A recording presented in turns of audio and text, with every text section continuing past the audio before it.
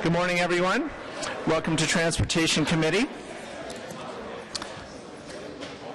We have quorum in the room, and we have quite a lengthy agenda and quite a number of delegations. So we'll get started. Just a bit of advance notice because of the lengthy agenda, and just in case, I'm going to say we're going to break at 12:30 for a quick lunch. I'll be more generous than the mayor was yesterday. You can have 45 minutes, and hopefully we'll be able to get through this. So to run through the agenda to start with, we have regrets from both Councillor Moffat and Councillor Fleury. No declarations of interest today. Confirmation of minutes June the 3rd, 2015. Confirmed?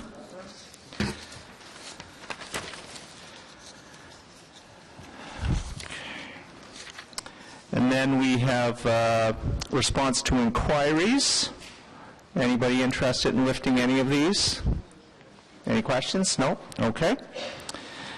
Item number 1 is the proposed 2015-2018 term of council priorities. We're going to hold that because we both have a short presentation as well as delegations.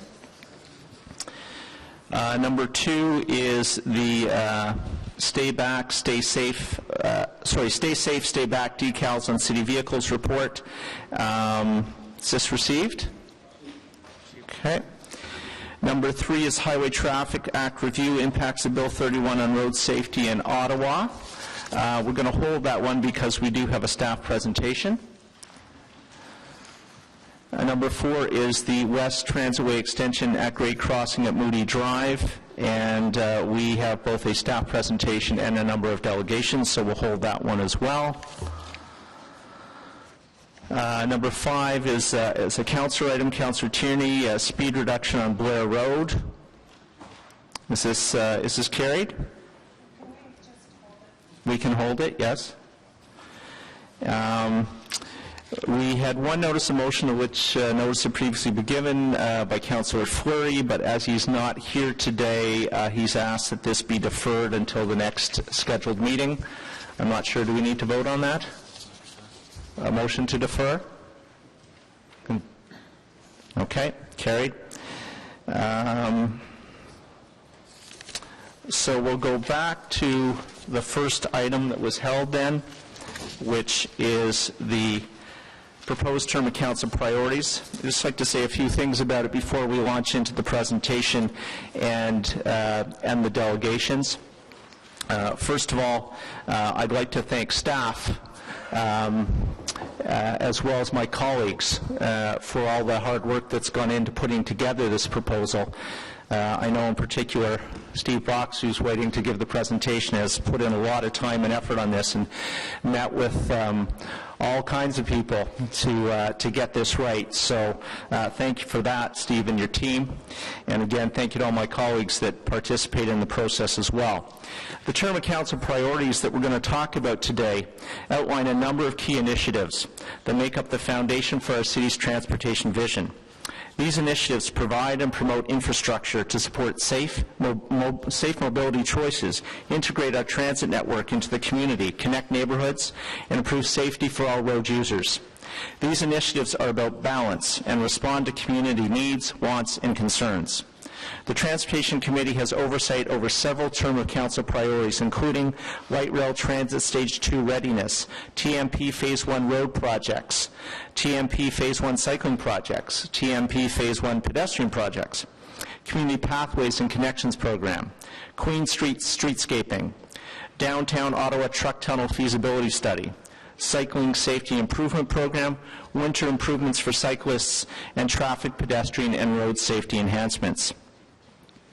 I'm very proud of the fact that this council, we are providing full funding for the phase 1 cycling and pedestrian plan projects.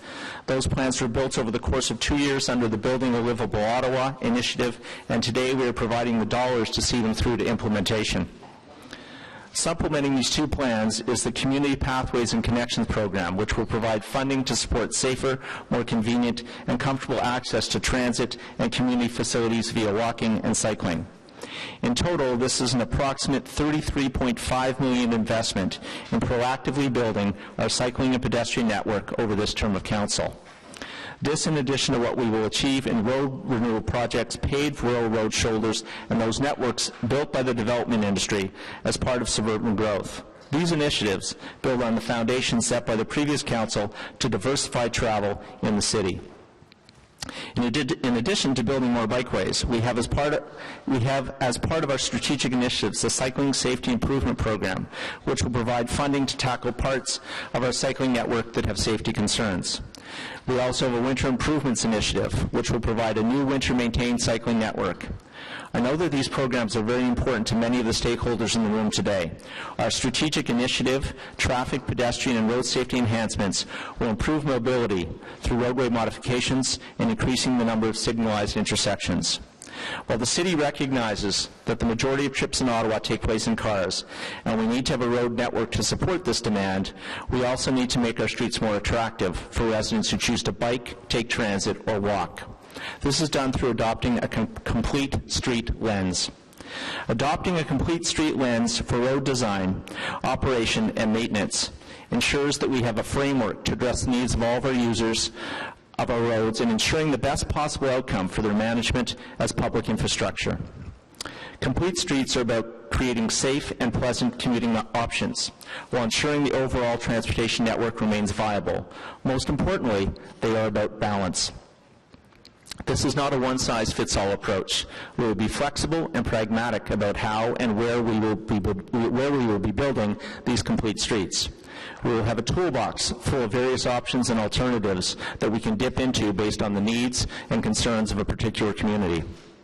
A great example that is before us today is to provide funding for Queen Street streetscaping, funding that will take one of the downtown core's most hostile streets and turn it into a welcoming pedestrian promenade. At the end of these my comments, I'm going to be asking Vice Chair McKinney to introduce a motion which we have worked on with staff and in response to stakeholders, which will highlight with its passage, which I fully support, just how important the concept of complete streets is to this council and to the residents of this city. So when I'm done, I'm going to, as I say, ask Councillor McKinney to introduce the motion. Finally, as we look forward to our long-term vision, I am pleased that we are providing funding for Stage 2 readiness. Just yesterday, FEDCO approved our Stage 2 environmental assessments, and the funding here today will allow us to take the next steps. Investment in public transportation infrastructure is a priority, and that is clear today as we begin the work in the west on the Western Transitway extension from Bayshore Station to Moody Drive. I'm now going to turn over to Councillor McKinney to introduce her motion, and then we'll move to the presentation of Mr. Box. Thank you, Chair. And yes, we heard from groups, and the Chair has wholeheartedly supported this this addition of complete streets into term of council priority. I'll read it out. Whereas Council has identified the implementation of complete streets as a priority within the Transportation Master Plan, and whereas Council has directed staff to undertake complete street assessments on roads within the Transportation Master Plan, therefore be it resolved that the 2015 to 2018 term of Council priorities, strategic initiatives, S16, Transportation Master Plan, Phase 1 road projects, 2015 to 18, I could not say that if it weren't in front of me. It would take me a week to memorize that. Be amended to read, in quotes, progress in completing all road network improvement projects, including the implementation of complete streets identified in Phase 1 of the Transportation Master Plan. Thank you. Thank you very much. I'm now going to turn it over to Steve Box for his presentation. Again, if you have any questions of staff, if you can hold them until we're done with the delegations. Over to you, Steve. Thank you, Chair. So the term of council priorities are aligned in accordance with council adopted mandates of standing committees and the Transit Commission. Within the Transportation Committee's mandate, oversight is proposed on 4 strategic initiatives: to build a world-class, environmentally sustainable light rail transit system, to provide and promote infrastructure to support safe mobility choices, to integrate the rapid transit and transit priority network into the community, and to improve safety for all road users. And as identified by the Chair, there are 10 associated strategic initiatives with 18 performance measures.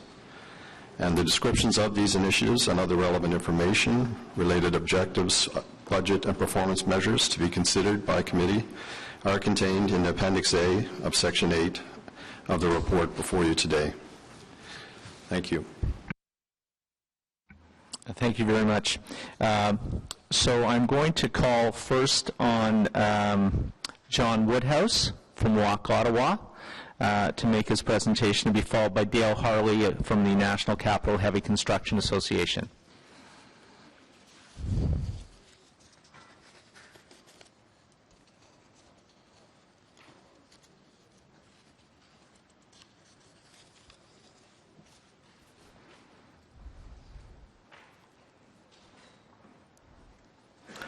Welcome back, John. I know you know the rules. You've been here before, so I'll turn it over to you.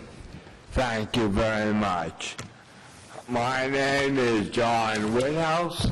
I'm chairperson of WAC Ottawa. We support I best take my glasses off so I can read my writing. We support the snow level service for cycling and pedestrian facilities. The slides I'm about to show you were taken in March. They show the many detours which I had to make to go just 2.5 blocks. If I face challenges, then how would the elderly, children walking to school, and young mothers with strollers do? I live in Lower Town East, and lack of coordination with snow clearance made me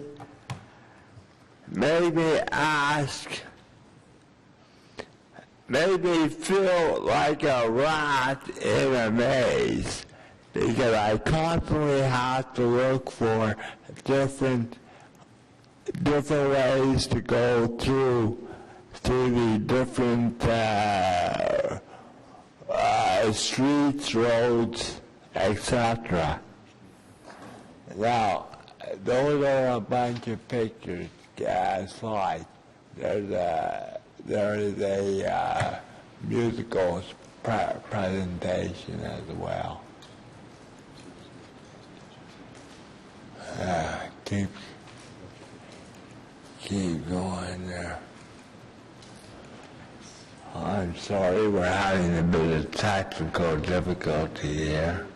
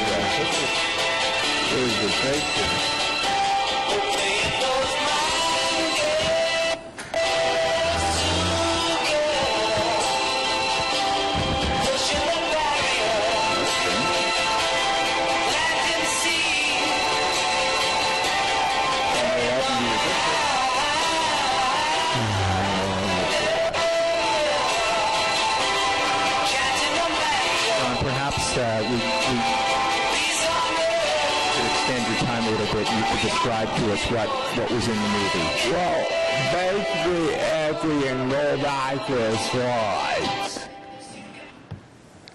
and basically, this is a 2.5 block route that I usually take. Now, because of the snow clearance, that particular driveway is shut to me. This sidewalk is impassable. That curb cut is dicey, to say the least. That is almost impossible for me, but I'm in a power chair, so I can hopefully go through most of that stuff. Once again, we have a very impassable sidewalk. Or you know, I can get through it, but a lot of people can't. Once again, because of the snow removal or the snow clearance, I'm shut out of different avenues. So unfortunately, I have to take the road, which I hate to do. And see, that's my house there, and my goodness, it is very, very hard to get around. And I said, these particular pictures were taken in March. So, yeah, and the snow plows, the sidewalk snow plows, plow where they think the sidewalk is and not necessarily where it is. And there's another curb cut that's sort of been mismatched by the different snow clearance people.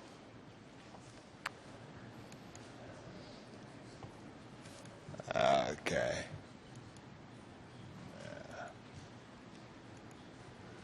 Okay. I think we pretty well gone through the whole list, yeah. Okay, thank you. So basically, that is my presentation, and I do support the initiative for snow level of service for cycling on pedestrian facilities. Thank you. Thanks for that, John. I'm glad you pointed out what time of year it was, because I was going to ask you that, because when we do have questions for staff, I'm going to have some questions around whether that's more related to a lack of clearance, or if it's a combination of that and spring melt, sort of when the slush is coming in from the pathway. So I'm glad you pointed out that it was in March, which is what I suspected from the photos. Are there any questions for the delegation? Councillor Chernushenko. Just to clarify for you, thank you for showing those slides. It seems to me what I'm seeing is not that crews have failed to be there, but the attention to detail seems to be the issue. Perhaps lack of coordination, that a road plow might be undoing the work of a sidewalk plow, filling in a space that was already cleared and sort of undoing that work, or the level of attention to detail of the sidewalk plow operator, as you showed in one case, seems to have missed exactly where the sidewalk is, and clearly it makes a world of difference. That a plow got everything except 3 inches. To me, stepping over that isn't an issue, but to you and many other people is a major one. So that's what I'm taking from that. It seems to be the attention to detail. Thank you, Councillor. That's exactly what it was meant to show. Okay, thank you. Thank you. Thank you, John. And next up is Dale Harley, and Dale will be followed by Graham Saul from Ecology Ottawa.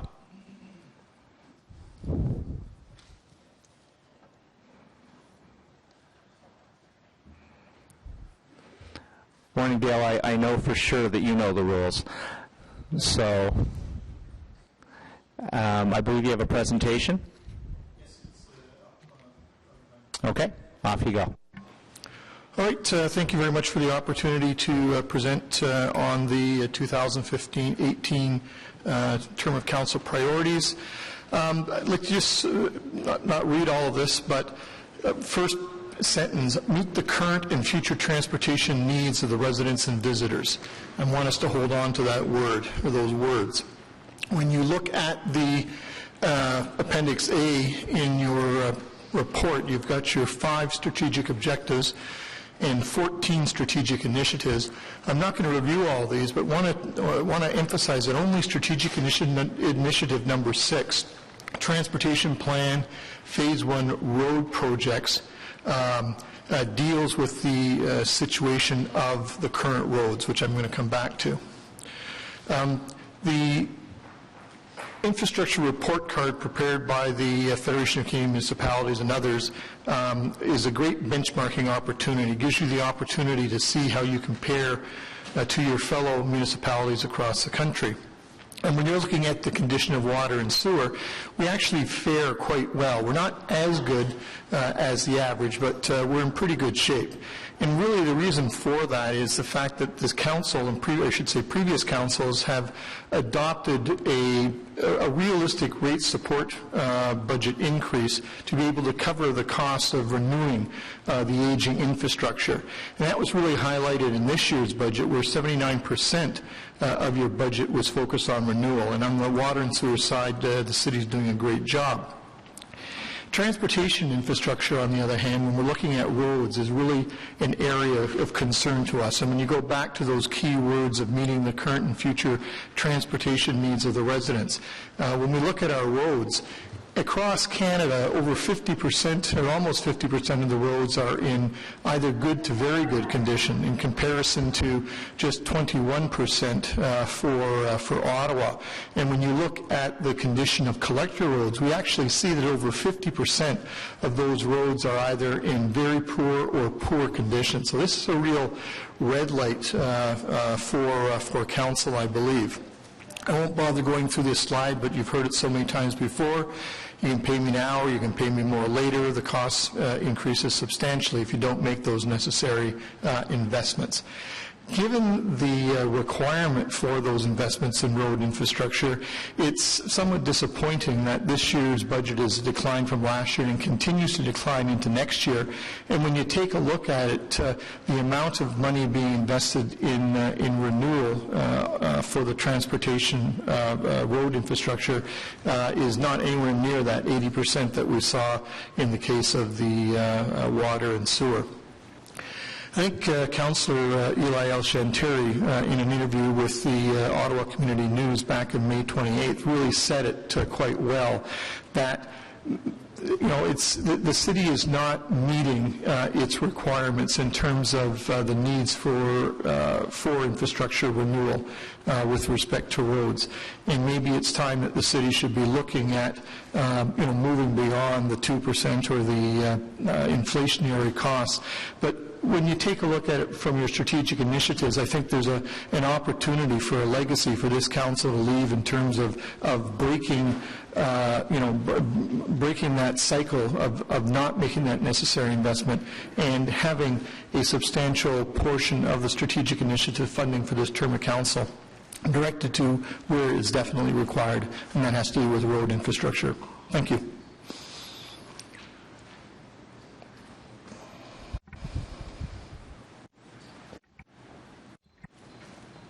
Thank you very much, Dale. I was hoping for something a little splashier. Remember, last year's was the novel approach, but the message appears to be the same. Are there any questions for the delegation? Councillor McKinney. Thank you, Chair. Thank you for that. Just a quick question. I wonder then, do you tend to agree with Councillor El-Shantiri's quote that we need a higher tax rate? I'm not too sure whether we need a higher tax rate or we need a better allocation of those tax resources. One thing that has been done in the past, though, and did prove to be acceptable to the residents, was a dedicated tax levy, the 2% capital tax levy that was focused on infrastructure renewal. And if that was something that the council was to adopt, I'm sure, just as the public opinion research showed that the residents and taxpayers of Ottawa would certainly support such a move again. But just to be clear, that's not an reallocation. That is an added tax rate, right? Yeah, I mean, we represent, over 250 businesses with over 10,000 employees. All of our employees travel those roads every day. And, you've had the presentations from delegates in the past about the condition of roads and potholes and, the necessary improvements. From an industry perspective, some of our members say, well, let's just sit back there and let the roads deteriorate even more, because then we'll be paid even more to fix it later on. But not only are we business owners, we're also residents and we're taxpayers, and we want to see that money invested properly. So tell you what, if it takes a temporary tax increase to address a significant need that Ottawa has, both in comparison to other municipalities and what your own taxpayers are telling you, I think it does make sense. Yes, Councillor. Thank you.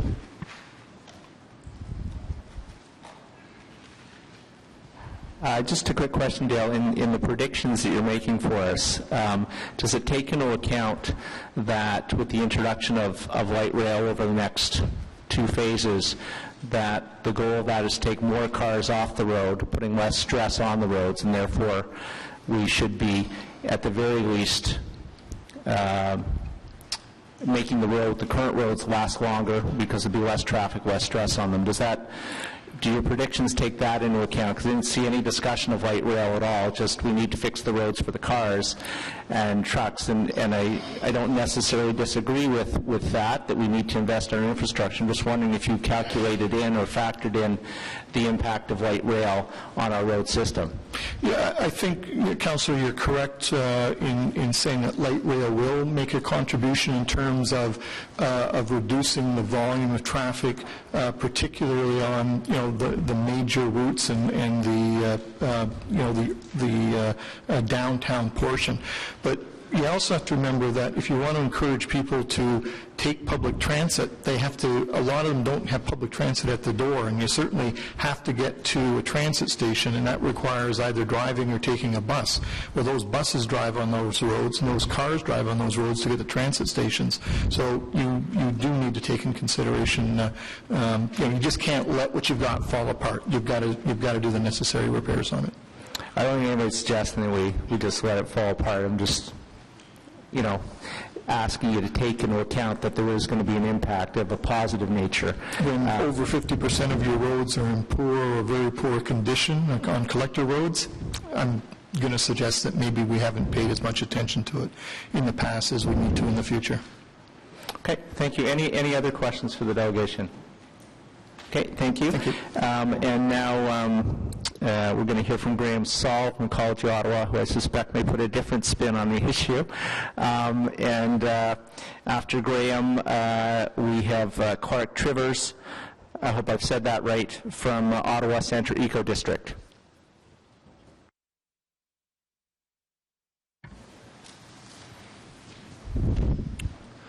So, thank you very much, Councillor McKenney, for introducing the motion, and Councillor Eglai. Shall I start? Yeah? Okay. So thanks for introducing the motion, and thanks for your support, Councillor Eglai. I want to begin by acknowledging that the proposed term of council priorities does have a long list of actions that the City of Ottawa will take to improve walkability, cycling, and public transit, including the full implementation of the pedestrian plan, the cycling plan, and the completing of the first phase of light rail by 2018. And there are also new initiatives related to traffic calming and pathway connectivity that should make our city a little bit safer for pedestrians and cyclists. I want to acknowledge that and thank the committee for its work. I also want to acknowledge that there is currently a massive imbalance in our transportation system, that you as a committee have inherited 60 years of transportation planning that was geared overwhelmingly towards moving cars through our streets as fast as possible, and that there are too many dead cyclists. There are too many dead pedestrians. There are too many neighborhoods that are treated like racetracks by commuters trying to find a shortcut. And there's too many communities that have been turned into traffic sewers and highways that are only used to their capacity 3 hours a day. And I know that you're putting forward efforts to improve access to affordable alternatives like public transit. And I appreciate the fact that the Complete Streets motion has been introduced, and I hope it will be supported. When we asked during the election, we asked the following question to all candidates. The city's new transportation master plan increases funding for cycling infrastructure, but delays many of those investments for over 15 years.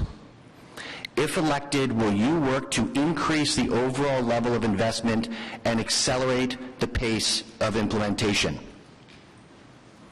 So of the 11 members on this committee, 6 said yes. 2 said no, and 3 didn't answer. So a majority of the committee said yes to that. And yet, as I understand it, the pedestrian and the investments envisioned in the pedestrian cycling investment plan, which are spread out over 15 years in many cases, there is currently no plan to accelerate those investments. And so while we don't expect that to be addressed necessarily here today, we know that we are going into another budget round immediately. Those consultations have already begun, and perhaps that's an opportunity for us to look at accelerating some of the investments rather than spacing them out for over 15 years. Thank you. Thank you very much. Any questions for the delegation? I have one. Assuming there was an acceleration of some sort, what's Ecology Ottawa's opinion or view as to how we should prioritize what gets us accelerated and what doesn't? I don't know. I'd be happy to have that conversation further. I'm assuming within the transportation master planning process there was some sort of prioritization already, that it had to do with the developments of related infrastructure so that the projects made sense, and that it had to do with resources available and prioritization.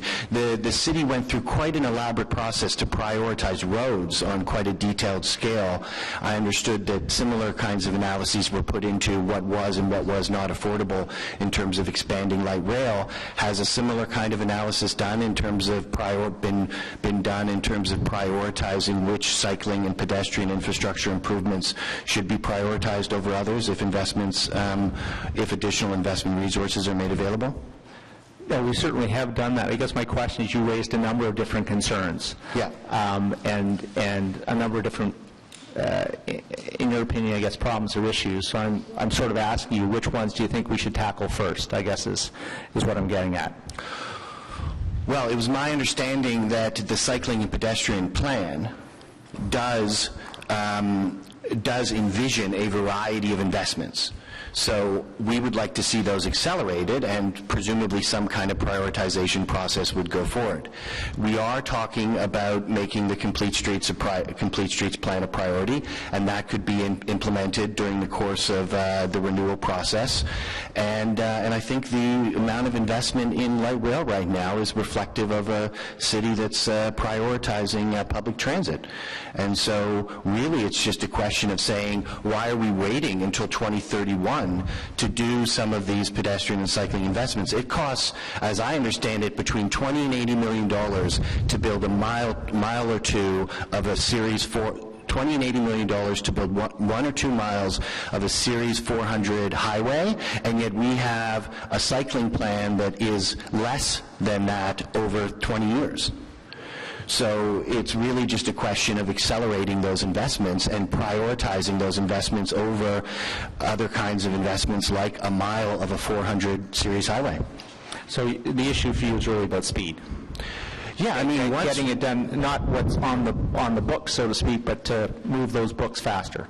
Well, if the city has already identified, as I believe it has, a series of infrastructure investments that would improve cycling and pedestrian infrastructure, that it would seem logical that if it wanted to make a bigger investment in cycling and pedestrian infrastructure, the first thing it would do is accelerate those investments. And once we're done, we can identify other strategic investments to invest in.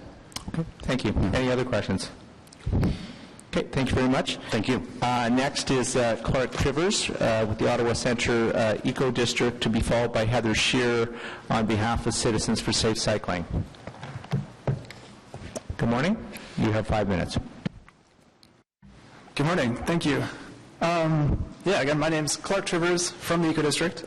It's a not-for-profit organization focused on the downtown core to reduce the environmental impact, increase social vibrancy, and attract businesses and organizations to the downtown core.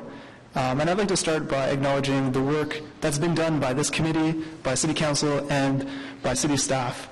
We've had the opportunity to work with the City on projects like the O'Connor Bikeway, the Queen Street redevelopment to become a complete street, and we've really enjoyed working with the City and appreciate the work that's been done to benefit the downtown core. So the Eco District, we conducted a public engagement sort of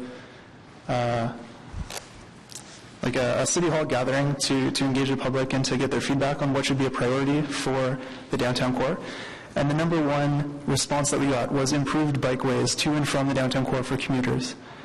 So during our consultation, that was the number one priority, and to respond to that, we introduced our Cycle In campaign, which is going to look at the design, the desire, and the development of bikeways to and from the downtown core within an 8-kilometer radius of the Eco District.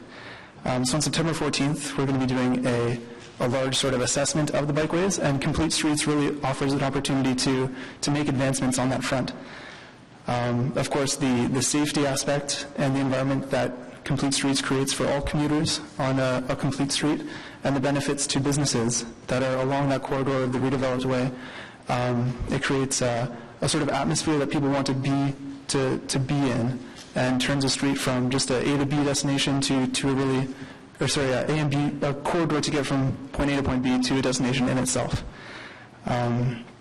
So Ecology Ottawa, they did an assessment of the terms of council priorities, and they recommended that Complete Streets be mentioned as a strategic initiative, and the Eco District really agreed with that. And so I'm happy that Councillor McKinney did introduce the proposal today, and I would just like to see that supported today, and I implore you all to vote in support of that. So on behalf of the Eco District, thank you, and I look forward to seeing Complete Streets in the strategic initiatives. Thank you. Don't go away yet. There may be questions. Are there any questions for the delegation? Okay, now you can go. Okay, thank you. Next is Heather Shearer, Citizens for Safe Cycling, to be followed by Steve Harris. Hello. Good morning, Heather. Good morning. You have 5 minutes. Thank you. So I'm here today on behalf of Citizens for Safe Cycling, which has a 30-year history of advocating for facilities that are needed to help everyday people in Ottawa get out and discover the joys of riding their bike. So CFSC, as we call it, is run by volunteers. I'm a volunteer. I'm not really here today for me, though. And in fact, I'm not even here for a lot of people who are already out riding their bikes. We are capable of getting around town, we manage. But I'm here for people like my coworker who will only ride on multi-use paths. I'm here for my little niece and nephew who I hope will one day be allowed to ride their bikes to school if they get safe routes to school in their neighborhood. And I'm here for people that just want to be able to get around their neighborhoods on a bike. And so I'd like to see a livable city with affordable transportation options for people of all ages and abilities. There are a lot of people in Ottawa who've expressed a desire to ride their bike, but just are waiting for a safe place to ride.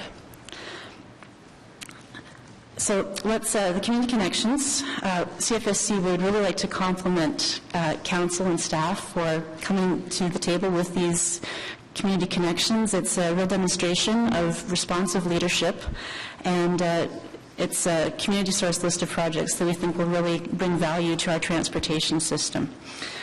This will reduce trip distances, and it will help cyclists avoid busy roads.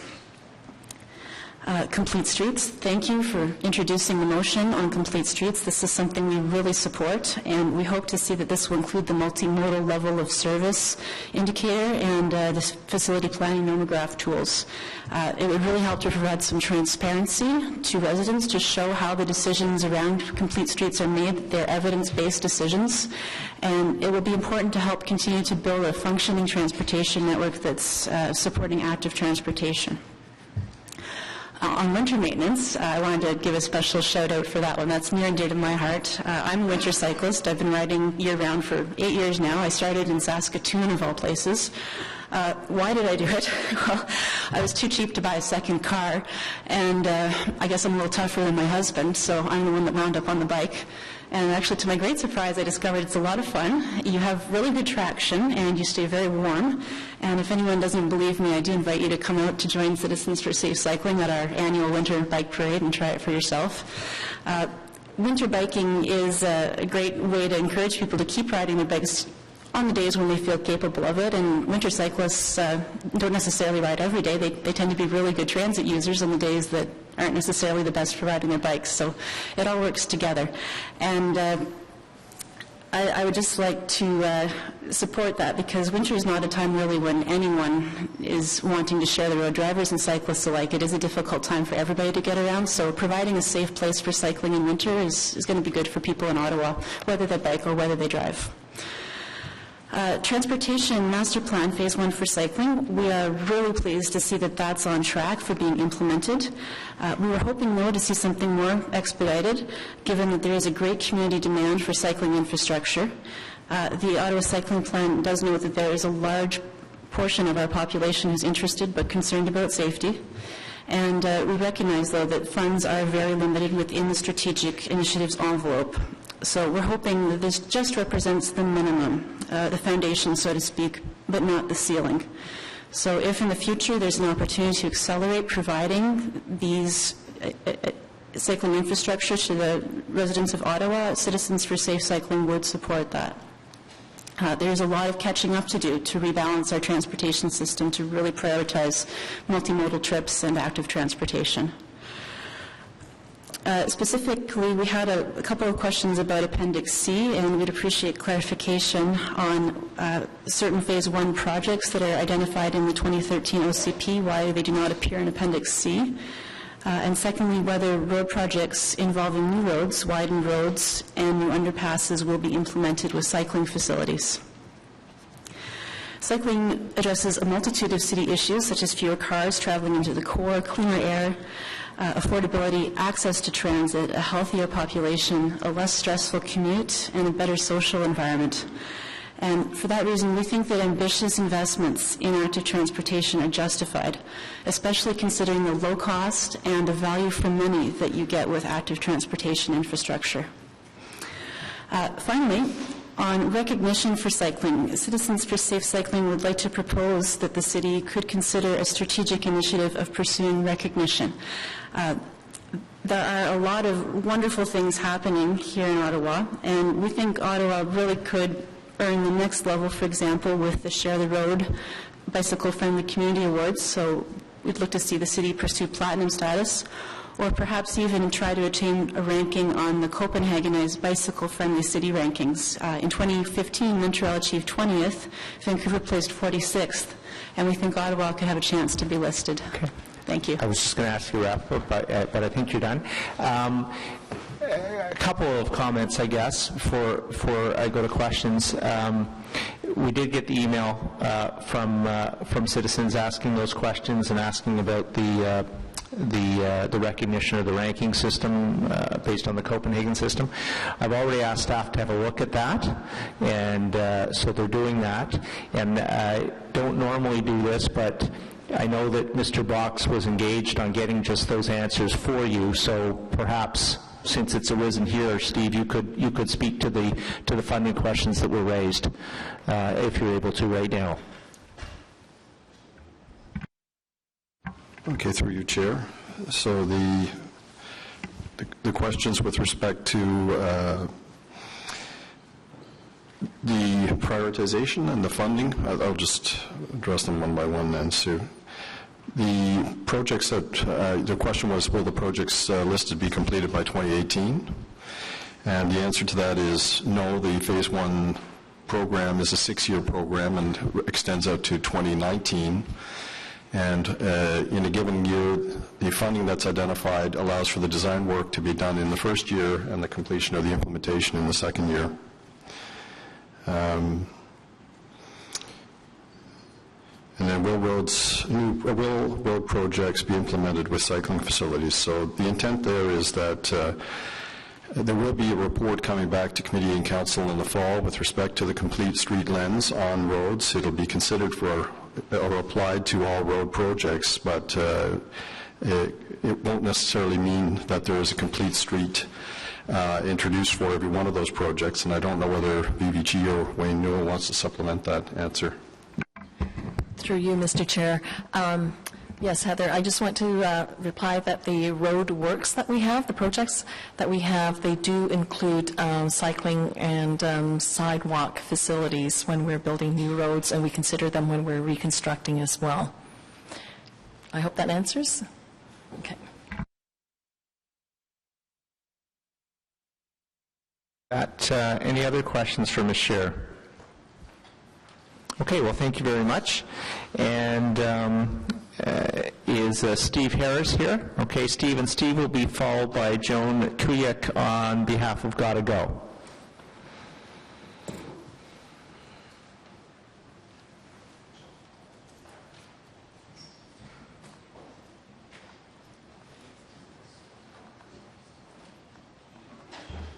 Thank you, Mr. Chair.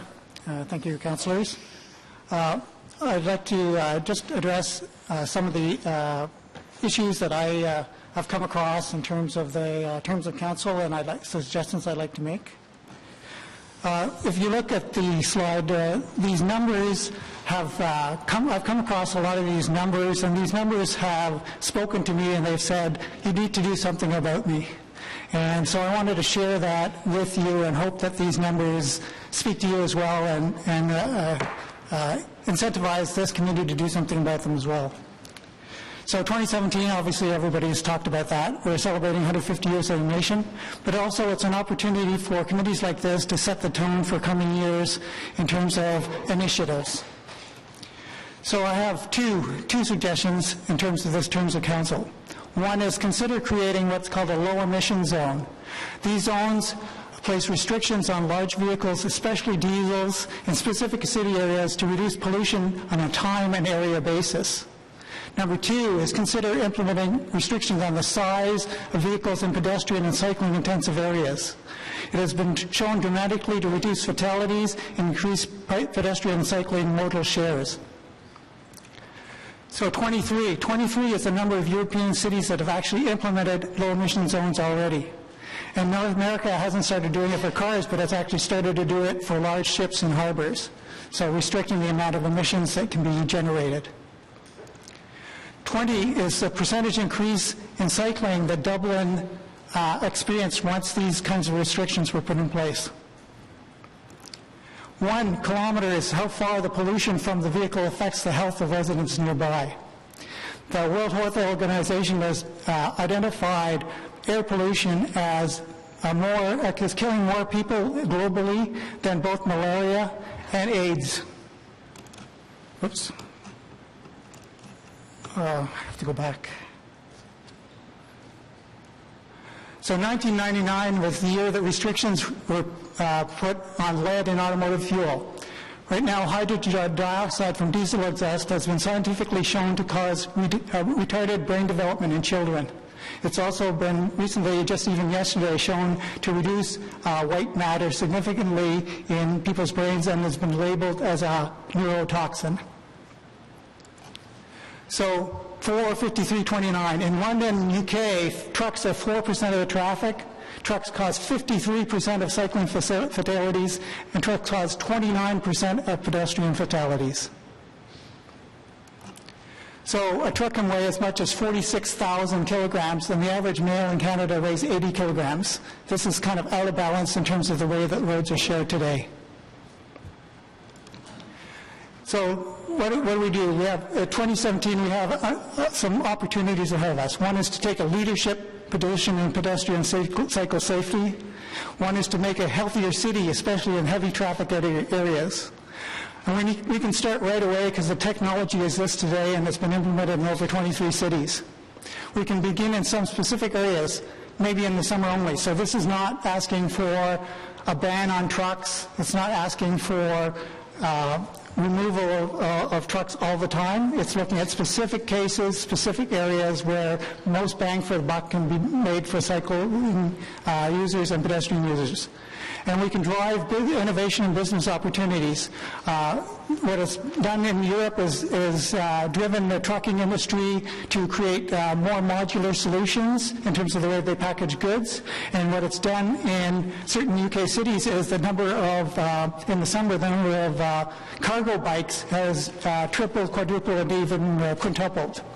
So we have an opportunity, and I'm sort of asking this committee to consider it, is to look forward to a healthier future as well as celebrate the past by 2017 and start looking at things like low emission zones and specific restrictions in high pedestrian and cycling areas for trucks and heavy vehicles. Thank you very much.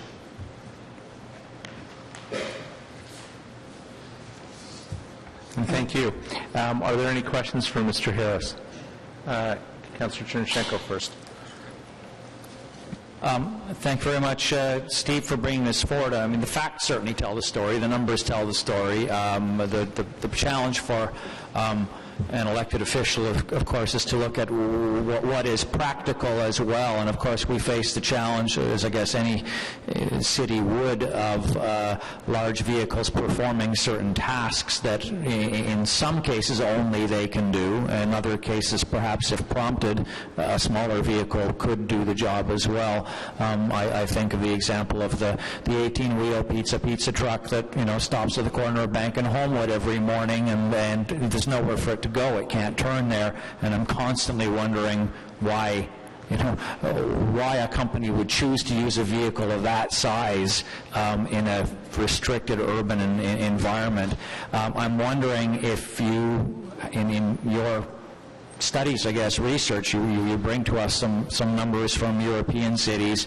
Do you have more information that you can pass on to me, to city staff, on how they have actually done the practical part of implementing these sorts of restrictions?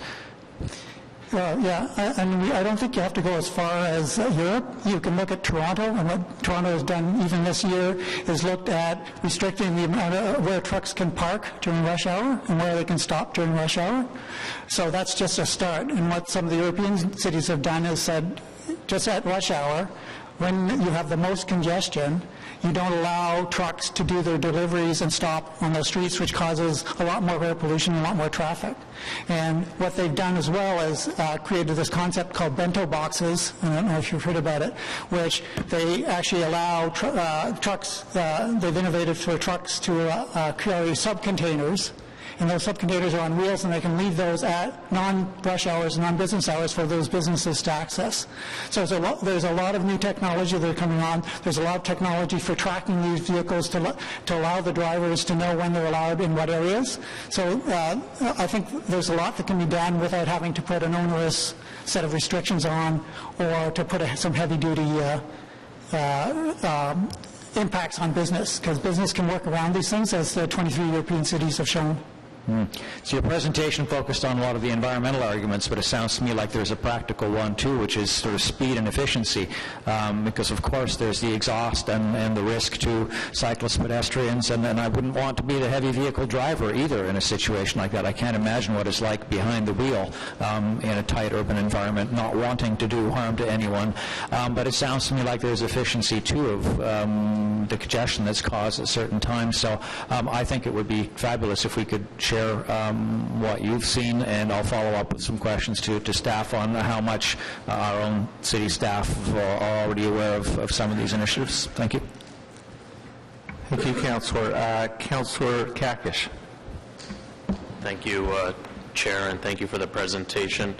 And I think we'll see a lot of the benefits from the emission reductions once we move into the light rail project, but I also want to take the opportunity to ask if Chair possible to get Mr. Wiley to comment on the vehicle fleet for the city and how, when procuring that, we take into consideration emissions as well as a municipality.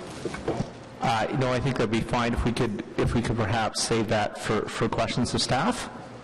And so if you want to note that, and gives Mr. Wiley a bit of an opportunity to consider what you've done.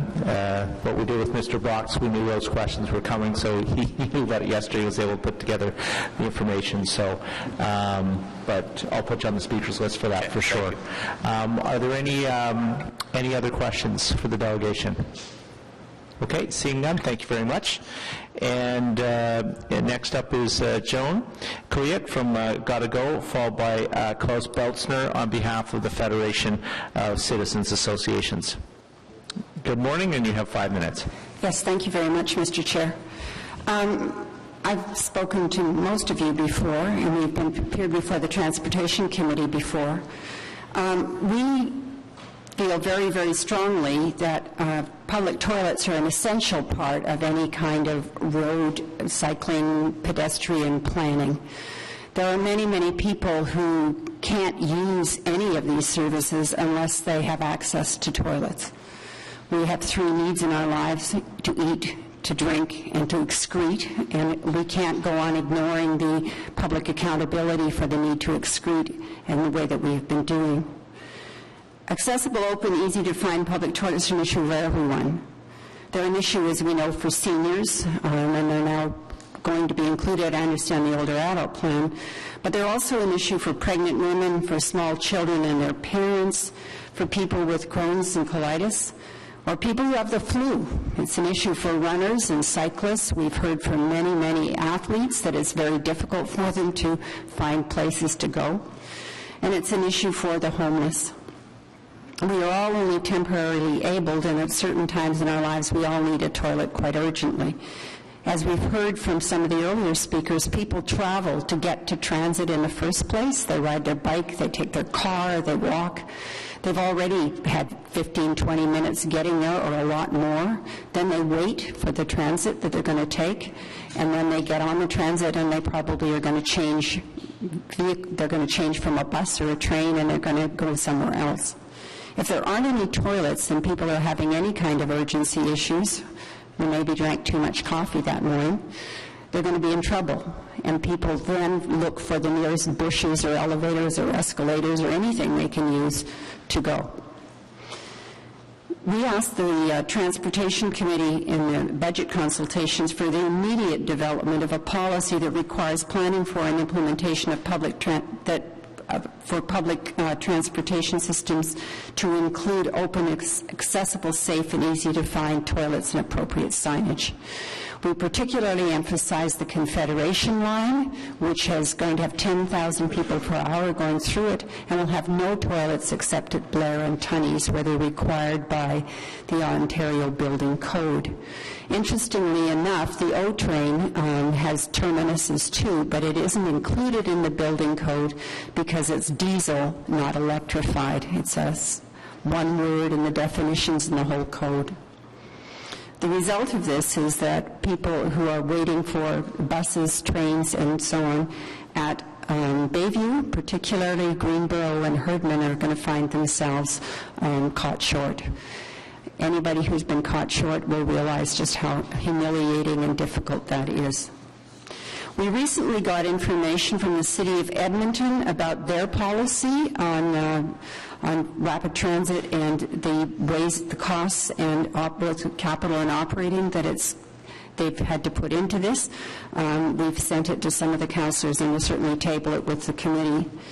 We think that there's a model that could be looked at here, and I know the mayor in his mini town hall talked about looking at Calgary. We would suggest that Edmonton is probably a better place to look for a Canadian example, although there are examples from all over the world, and in fact almost every place that has a rapid transit system has toilets in it. There are quite a few in Toronto. San Francisco is recently reconsidering the ones they closed down after 9/11. Washington, D.C. has public toilets. There's no reason why we can't do that. both for the tourists and the residents of this city. So again, we'd like to emphasize we think that Bayview and Herdman are absolutely essential. We know there'll be a substantial fee to pay out to get out of the contract with, or change the contract with the RTG group. But we feel that if this isn't done, that in the future public outreach, city experience, and the Access for Ontarians with Disabilities Act is going to force the city to put the toilets in anyway, and it'll cost an awful lot more. So we'd like to re-emphasize that ask and congratulate the committee on the good work you're doing to date on complete streets, and we hope that the amendment passes. Thank you. Thank you, Joan. Are there any questions for the delegation? Yes, Councillor McKay. Thank you, Chair. Thank you, Joan.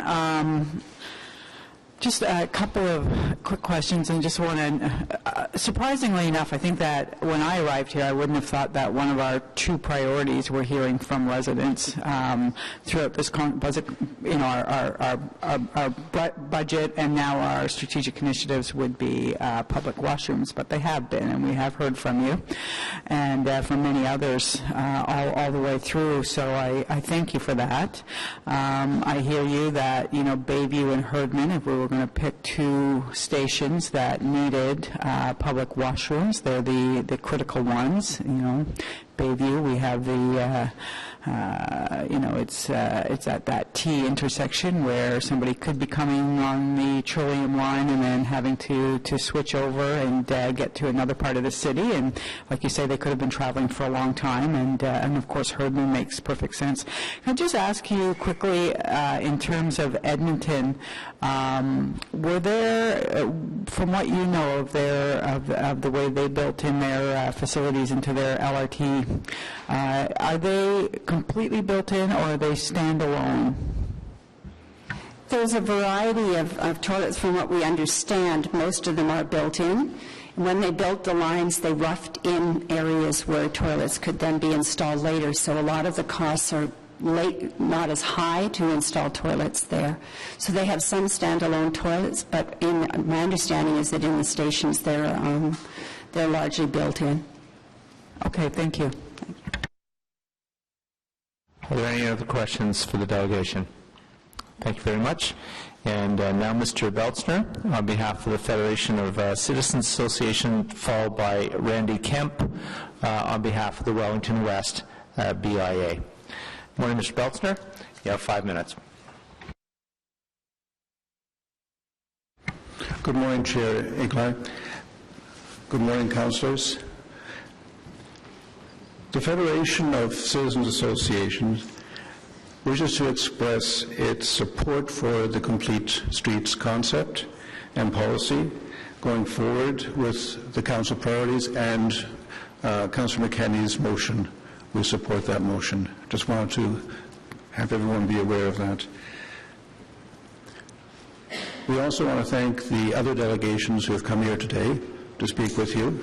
There are a lot of citizens giving free of their time to devote to issues of council, so I'd like to congratulate them for their efforts as well.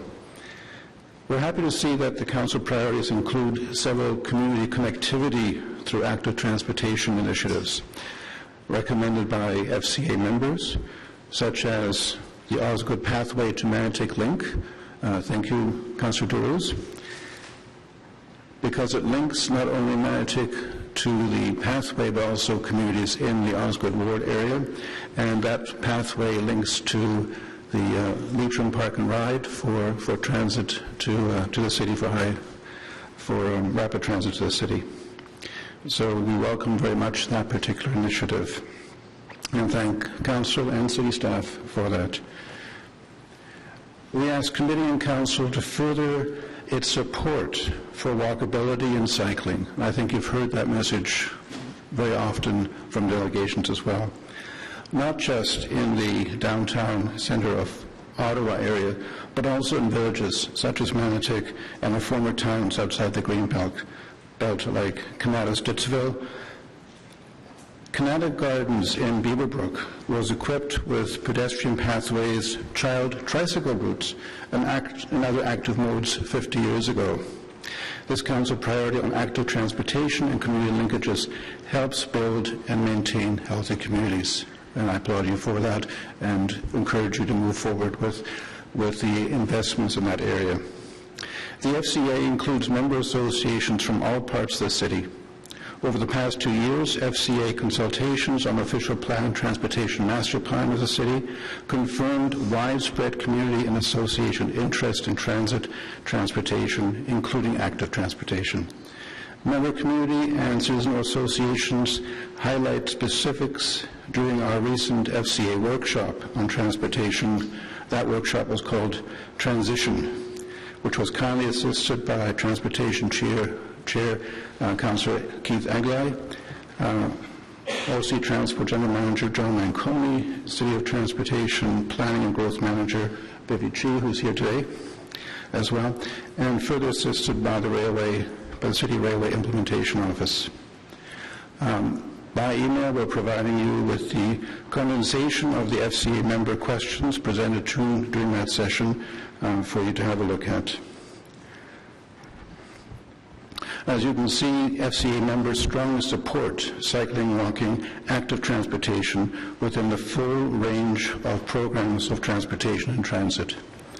In closing, we're grateful to you, Councillor Aglai, and others who have participated in that workshop and to help advise our membership on issues on transportation. Thank you very much. Thank you, Klaus. Are there any questions? Councillor Druis. It's just a comment. Thank you very much to you, the Chair.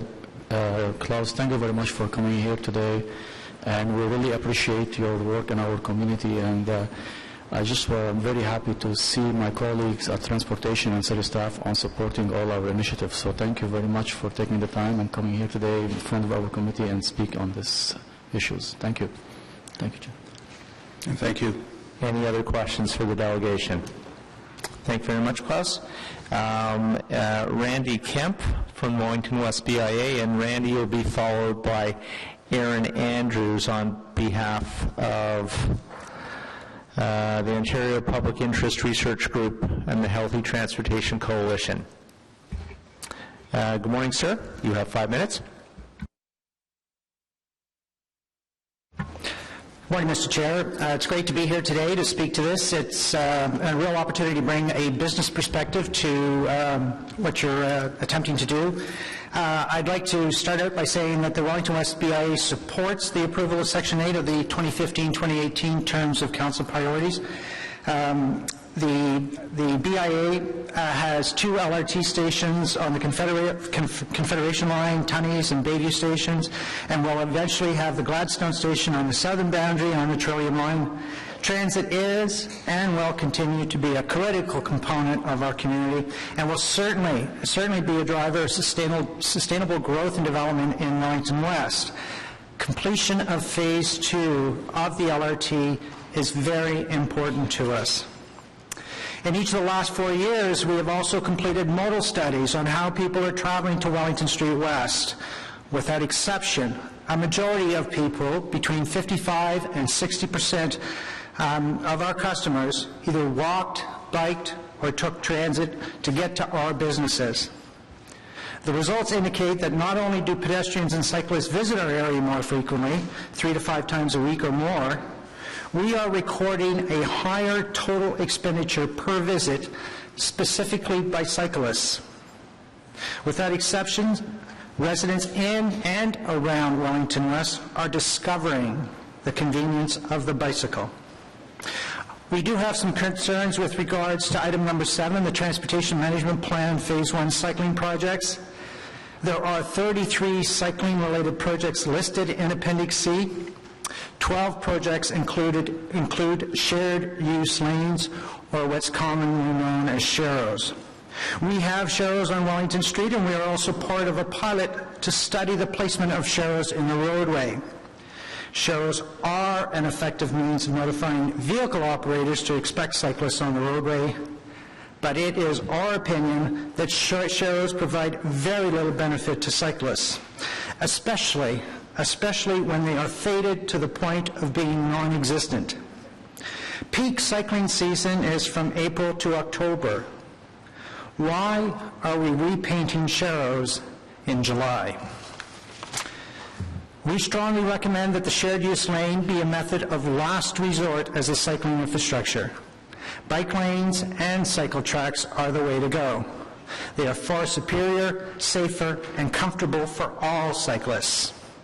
It is bike lanes and cycle tracks that will have a transformative impact on transportation choices, specifically to promote active transportation in our city, including transit.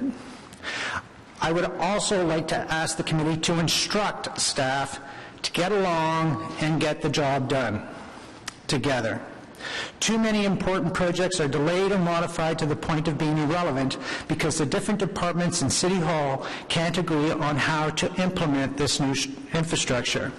A classic example of this is the cycling improvements to Byron Avenue and the Tyndale-Parkdale intersection.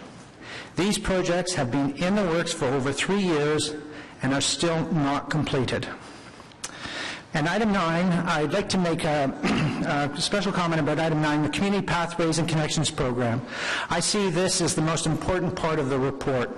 The list of projects listed in Appendix D of the report are critical to the future success of a new LRT transit system and are vital to making active transportation options available to all communities across the city, urban, suburban, and rural. Every single project is important to the people that each of you represent in your respective wards. All projects ought to be implemented in this term of council. It is my experience that this type of infrastructure is expensive, and I believe that the funds that have been allocated for these projects is insufficient. I would encourage the committee to ask staff to find additional funds or repurpose funds for the community connectivity projects. In conclusion, active transportation is good for business, and our survey numbers support this position. Wellington West BIA is developing a cycle tourism program in time for Ottawa 2017 celebrations, using the city and NCC pathway networks. We are looking forward to working with the city to develop a model that other areas of the city can emulate to create economic development. The term of council parties before you will assist us in our endeavors and are worthy of your support. Our economic prosperity depends on it. Thank you. Thank you very much. I will have some questions for staff arising from what you presented this morning. I'm wondering if there are any questions from committee members. Councillor Chernyshenko. Thank you, Randy. Not the first time I've heard you speak on this subject, and I've always been impressed by your BIA's I should say progressive approach in this area. Progressive would define as being among the first to recognize that, I think I quote your own words, that there isn't really a future in adding more car traffic to a street, a BIA that's already congested with car traffic, that the future has to be in finding alternatives. You made comments, though, despite all of that, I also hear that it's not as if there's unanimity.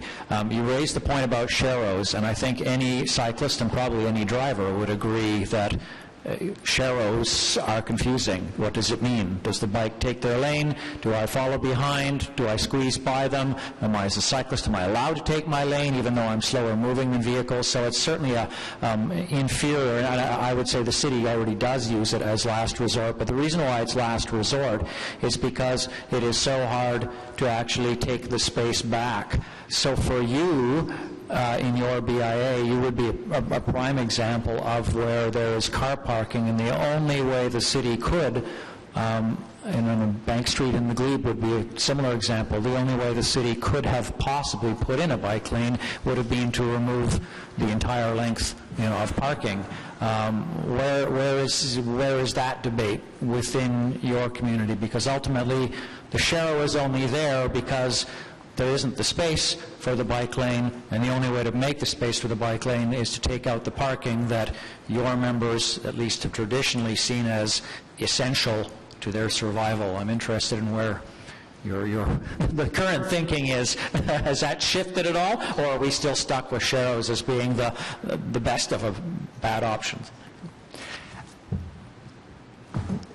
The best way I can answer that question is to say that it's a chicken and egg answer.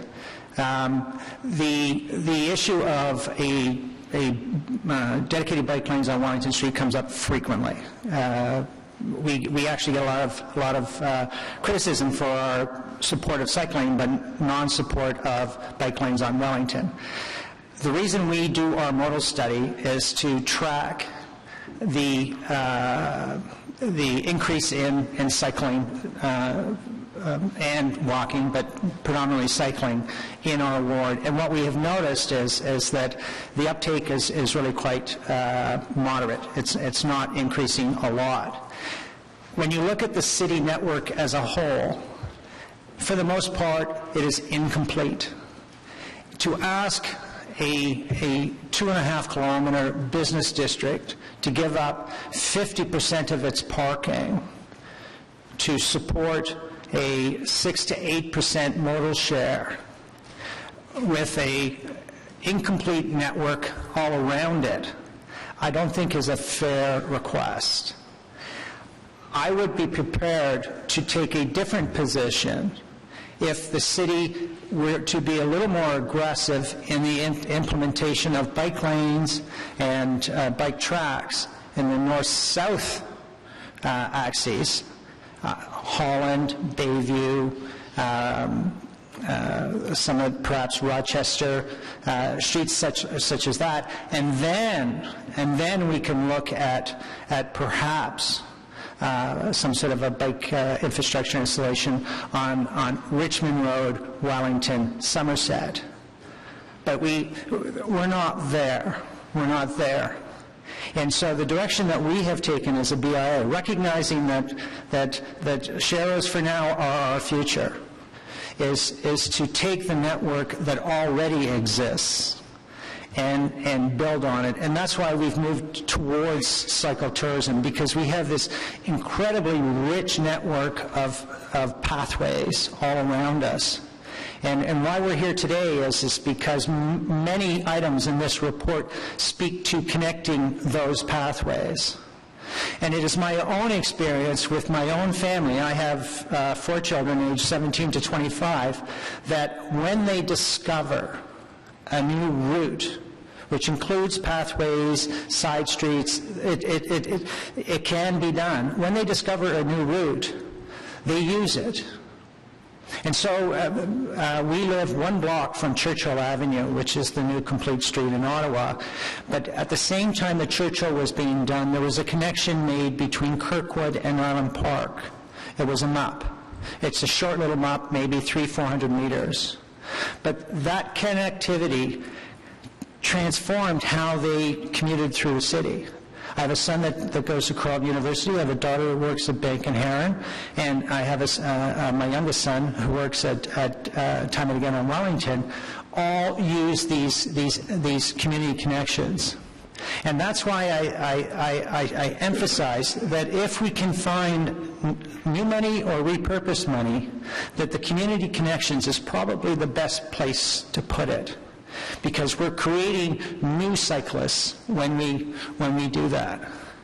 And let's stop with this. You cannot make a business case to rip out parking on our commercial streets. The numbers do not work.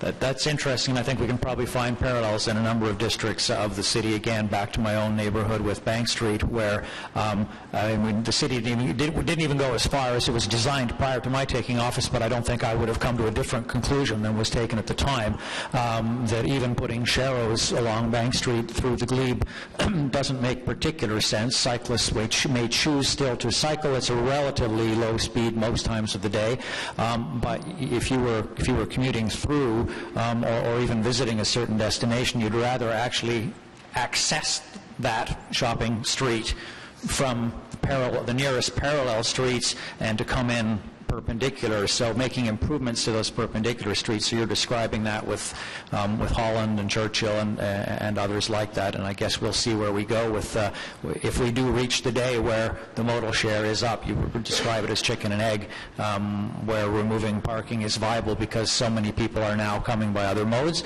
or whether in the end retaining that parking on those streets is still needed. I'm sorry, I'm speculating a little more than asking questions at this point, so I better stop, and thank you for bringing this here. Great. Any other questions or speculations from committee members? Speculation. Thank you very much. Next we have Erin Andrews, again, who's on behalf of the Ontario Public Interest Research Group and the Healthy Transportation Coalition, and she'll be followed by Trevor Hache, also from the Healthy Transportation Coalition. Good morning, Ms. Andrews. You have 5 minutes. My name is Erin Andrews. I'm working with OPIRG, and I'm here today to talk about equity in the transportation system. The high levels of spending planned for road widening and other car-centric projects, and comparatively low levels planned for public transit and active transportation infrastructure will be detrimental to our goals to create an equitable and inclusive transit system. Equity refers to the fairness with which benefits and costs are distributed, and inclusivity is the distribution of benefit in such a way that reduces disadvantage. In other words, we need a transportation system that benefits everyone, but which concentrates gains on disadvantaged populations in order to close the gap. We need to develop our community pass system for public transit, and we need to increase spending on multimodal transportation rather than road widening projects in order to pursue greater equity and inclusivity. The strategic objective to advance equity and inclusion for the city's diverse population would be served by these measures, as would the strategic objective to provide and promote infrastructure to support safe mobility choices. We need the community passes that exist for those on disability to extend to those on Ontario Works and those below the low-income cutoff. Ottawa has one of the most expensive transit systems in Canada, which is especially burdensome for residents on Ontario Works or below the low-income cutoff, who are still required to pay full fare. The Ontario Municipal Act allows municipalities to reduce fees for the reason of inability to pay, and OC Transpo currently offers a discounted pass for those on disability support. The Community Pass program must therefore be extended. Many cities in Ontario, including Hamilton, Kingston, Windsor, Elliott Lake, Waterloo, Cornwall, Guelph, and the York Region, already offer discounted passes to low-income residents. Reducing the cost of transit for low-income residents makes it easier for them to find employment, to get to work on time and secure their jobs, and to access fresh food, health services, education, and many other important destinations. We also need to increase spending on multimodal transportation. Active transportation has many benefits, improving the health of its users, decreasing emissions from cars, reducing road congestion and related costs, and improving road safety, among others. Investing in active transportation infrastructure, including bike lanes, multi-use paths, sidewalks, and walkways, benefits all residents, but it is especially beneficial for low-income residents. A greater percentage of low-income residents use multiple modes of transit than other income brackets, even those who have cars. Improving the built environment for active transportation users is therefore a more equitable transportation solution than focusing on road widening and other car-centric investments. Increasing spending on cycling infrastructure would also reflect use patterns. Ottawa is full of cyclists. If the city matched the overall transportation budget to the percentage of people riding their bikes, it would be spending $20 million per year on cycling. Many cities, including Vancouver and Toronto, have also seen significant growth in active transportation users following infrastructure investment. Improving the built environment leads to more users who are able to benefit personally and increased environmental and social benefits overall. Finally, the heterogeneous transit network in Ottawa does not adequately integrate the various modes of transportation that it supports, and it focuses too heavily on automobile transportation. While there are a number of bike lanes and paths in Ottawa, many of them seem to appear out of nowhere and disappear after only a few blocks. The city should focus on connecting existing bike lanes to each other and to key destinations, such as grocery stores and transit hubs. Bicycle parking options should be improved, especially at park and ride locations, and all buses, not just selected routes, need to be equipped with bike racks for long-distance commutes or avoiding areas without adequate cycling infrastructures. Roads without bike lanes endanger cyclists who must compete with vehicular traffic and drivers who have to dodge cyclists on the road. They also endanger pedestrians when cyclists end up on the sidewalks because the roads are unsafe for them. The city should work to expand the network with the goal of making the whole city accessible by bike, starting with lower-income neighborhoods to address equity concerns. In conclusion, the current budget places too much emphasis on road infrastructure improvements, which inhibits our progress towards an equitable and inclusive transportation system. In order to make Ottawa more equitable and inclusive, we need to make public transit more affordable, and we need to invest in multimodal transportation. Thank you very much. Just a couple of quick comments. First of all, you raised some interesting points around the community pass. However, this committee has no authority to deal with transit fares. So it might be beneficial to your organization to pass that presentation on to Chair Blais of the Transit Commission, because this committee, it's not within our jurisdiction to deal with transit fares. The other comment I wanted to make is we in fact are doing what you're suggesting. That's the strategic initiative that deals with community pathways and connections. So to join up, as you say, you have a path and then there isn't one, and then you have a path and then there isn't one. That's the whole idea between that strategic initiative. And I don't want to pre-commit my committee members, but I think that's one of the ones that everybody's in favor of and isn't going to have a difficulty voting for. So it is a good idea. It's one we've recognized, and we will be moving forward with that, absolutely. Are there any questions for the delegation? Okay, thank you very much. Mr. Hache, on behalf of the Healthy Transportation Coalition is next, to be followed by Chris Bradshaw, who will be representing himself.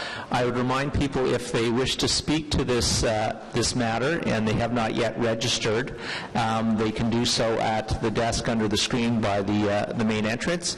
Otherwise, Mr. Bradshaw will be the last delegation on this particular matter. Morning, Trevor. You have 5 minutes. Good morning, Chair Eglai and respectful members of this committee. I just also want to acknowledge that there is some good things in these strategic initiatives, but to begin with, we're generally disappointed that building safe places for people who walk and people who bike was not included as part of the core budget for the City of Ottawa this year. We ask you to ensure that Budget 2016 includes core funding for sidewalks and bike lanes, and that this funding be increased significantly beyond the insufficient levels of funding proposed in the strategic initiatives documents. After decades of underfunding safe spaces on our streets for people who walk and bike, the city's spending commitments do not go nearly far enough, nor are they going to be implemented nearly fast enough. As a result of this decades of underfunding for safe streets for people who walk and people who bike, people are literally being killed as they try to move from point A to point B by their preferred mode of transportation. Enough is enough. So while we support the increased funding proposed for improving the winter cycling network to ensure more bike paths and bike lanes are cleared of snow, it's hard to understand why there is not also a commitment to increase funding to better clear more sidewalks of snow. Improved winter maintenance of sidewalks was the most common request during public consultations on the Ottawa pedestrian plan. One element of the strategic initiatives which we are quite supportive of is the commitment to make Ottawa a more equitable and inclusive city. Quoting from Appendix A, your proposed 2015 and 2018 term of council priorities, you refer to healthy and caring communities, and that you want to help all residents and visitors enjoy a good quality of life and sense of community well-being by providing healthy, safe, secure, accessible, and inclusive places and services. This, of course, is something that everyone on council and this committee needs to be concerned about. And for transportation, this commitment to equity and inclusion has many implications. It can apply to transportation funding. It can apply to the space on the roads allotted for different modes of transportation. It can also apply to the cost of public transportation. A more equitable transportation system would provide more dedicated, safe places on our streets for people who walk, people who bike, and people who ride public transit. Equity and inclusion should also be applied to transportation planning for specific neighborhoods, based on, for example, ensuring improvements to pedestrian and cycling infrastructure are prioritized in low-income neighborhoods, where people are less likely to be able to afford to own and operate a private automobile. In Portland, as one example, city planners use detailed GIS and data analysis of equity considerations to update their bicycle master plans. I don't believe that was done when Ottawa updated its. This analysis led to a map of service areas and disadvantaged population areas that can be updated as the bikeway network changes to ensure that no community is excluded from seeing improvements. Equity and inclusion must also apply to public transportation, which members of this committee and members of council need to be concerned about. Sadly, in Ottawa, this has not been the case, where the cost of the community pass has been very Mr. Hache, again, as I pointed out to the previous, Mr. Hache, previous delegation, we don't have any jurisdiction at this committee to deal with transit fares. You so this committee is responsible for encouraging better modes of transportation, is it not? It's encouraging. We have no authority over the setting of transit fares. So the community pass is set to rise by $1 a month starting tomorrow. If you can move on to your next topic, please. And this will be a $7 a month increase in just 2 years. I'm going to have to ask you to move on to the next topic, please. So meanwhile, in Kingston, Windsor, Hamilton, Mr. Hache, I'm going to have to cut off Calgary. More than happy to hear you on issues that this committee can deal with. I provide it to your colleague, and I provide to you the opportunity to pass on your concerns to the chair of the Transit Commission, who can rightly deal with these issues. And so if you want to continue on with your presentation, that's fine, but it has to be issues pertaining to this particular committee. So I'll do that. If it's truly committed to the idea of equity and inclusion, and it recognizes that not everyone can afford to own and operate a car, why is Ottawa planning to spend, based on its 2013 Transportation Master Plan between now and the year 2031, $725 million on new roads and road widenings, while only spending $66 million on pedestrian infrastructure and only $70 million on cycling infrastructure? So in summary, we ask that the Transportation Committee ensure that Budget 2016 includes core funding for pedestrian and cycling infrastructure improvements, that the city spend at a minimum $3.5 million a year on pedestrian facilities program this year, that it reconsider the $0 increase to improving sidewalks for pedestrians in the winter months, that the city create a protected bike lane network throughout the city, that Ottawa spends $20 million a year on cycling, matching the overall transportation budget to the percent of people currently riding their bikes, that it implement a low-income public transit pass, that it commit to studying user pay approaches for roads during this term of council, which is consistent with the study that's going to be done. I'm going to have to ask you to wrap up. With regard to the truck tunnel. And finally, to commit to working with us to build a more equitable transportation system in the City of Ottawa. Thank you. Are there any questions for the delegation? Thank you. Mr. Bradshaw, please.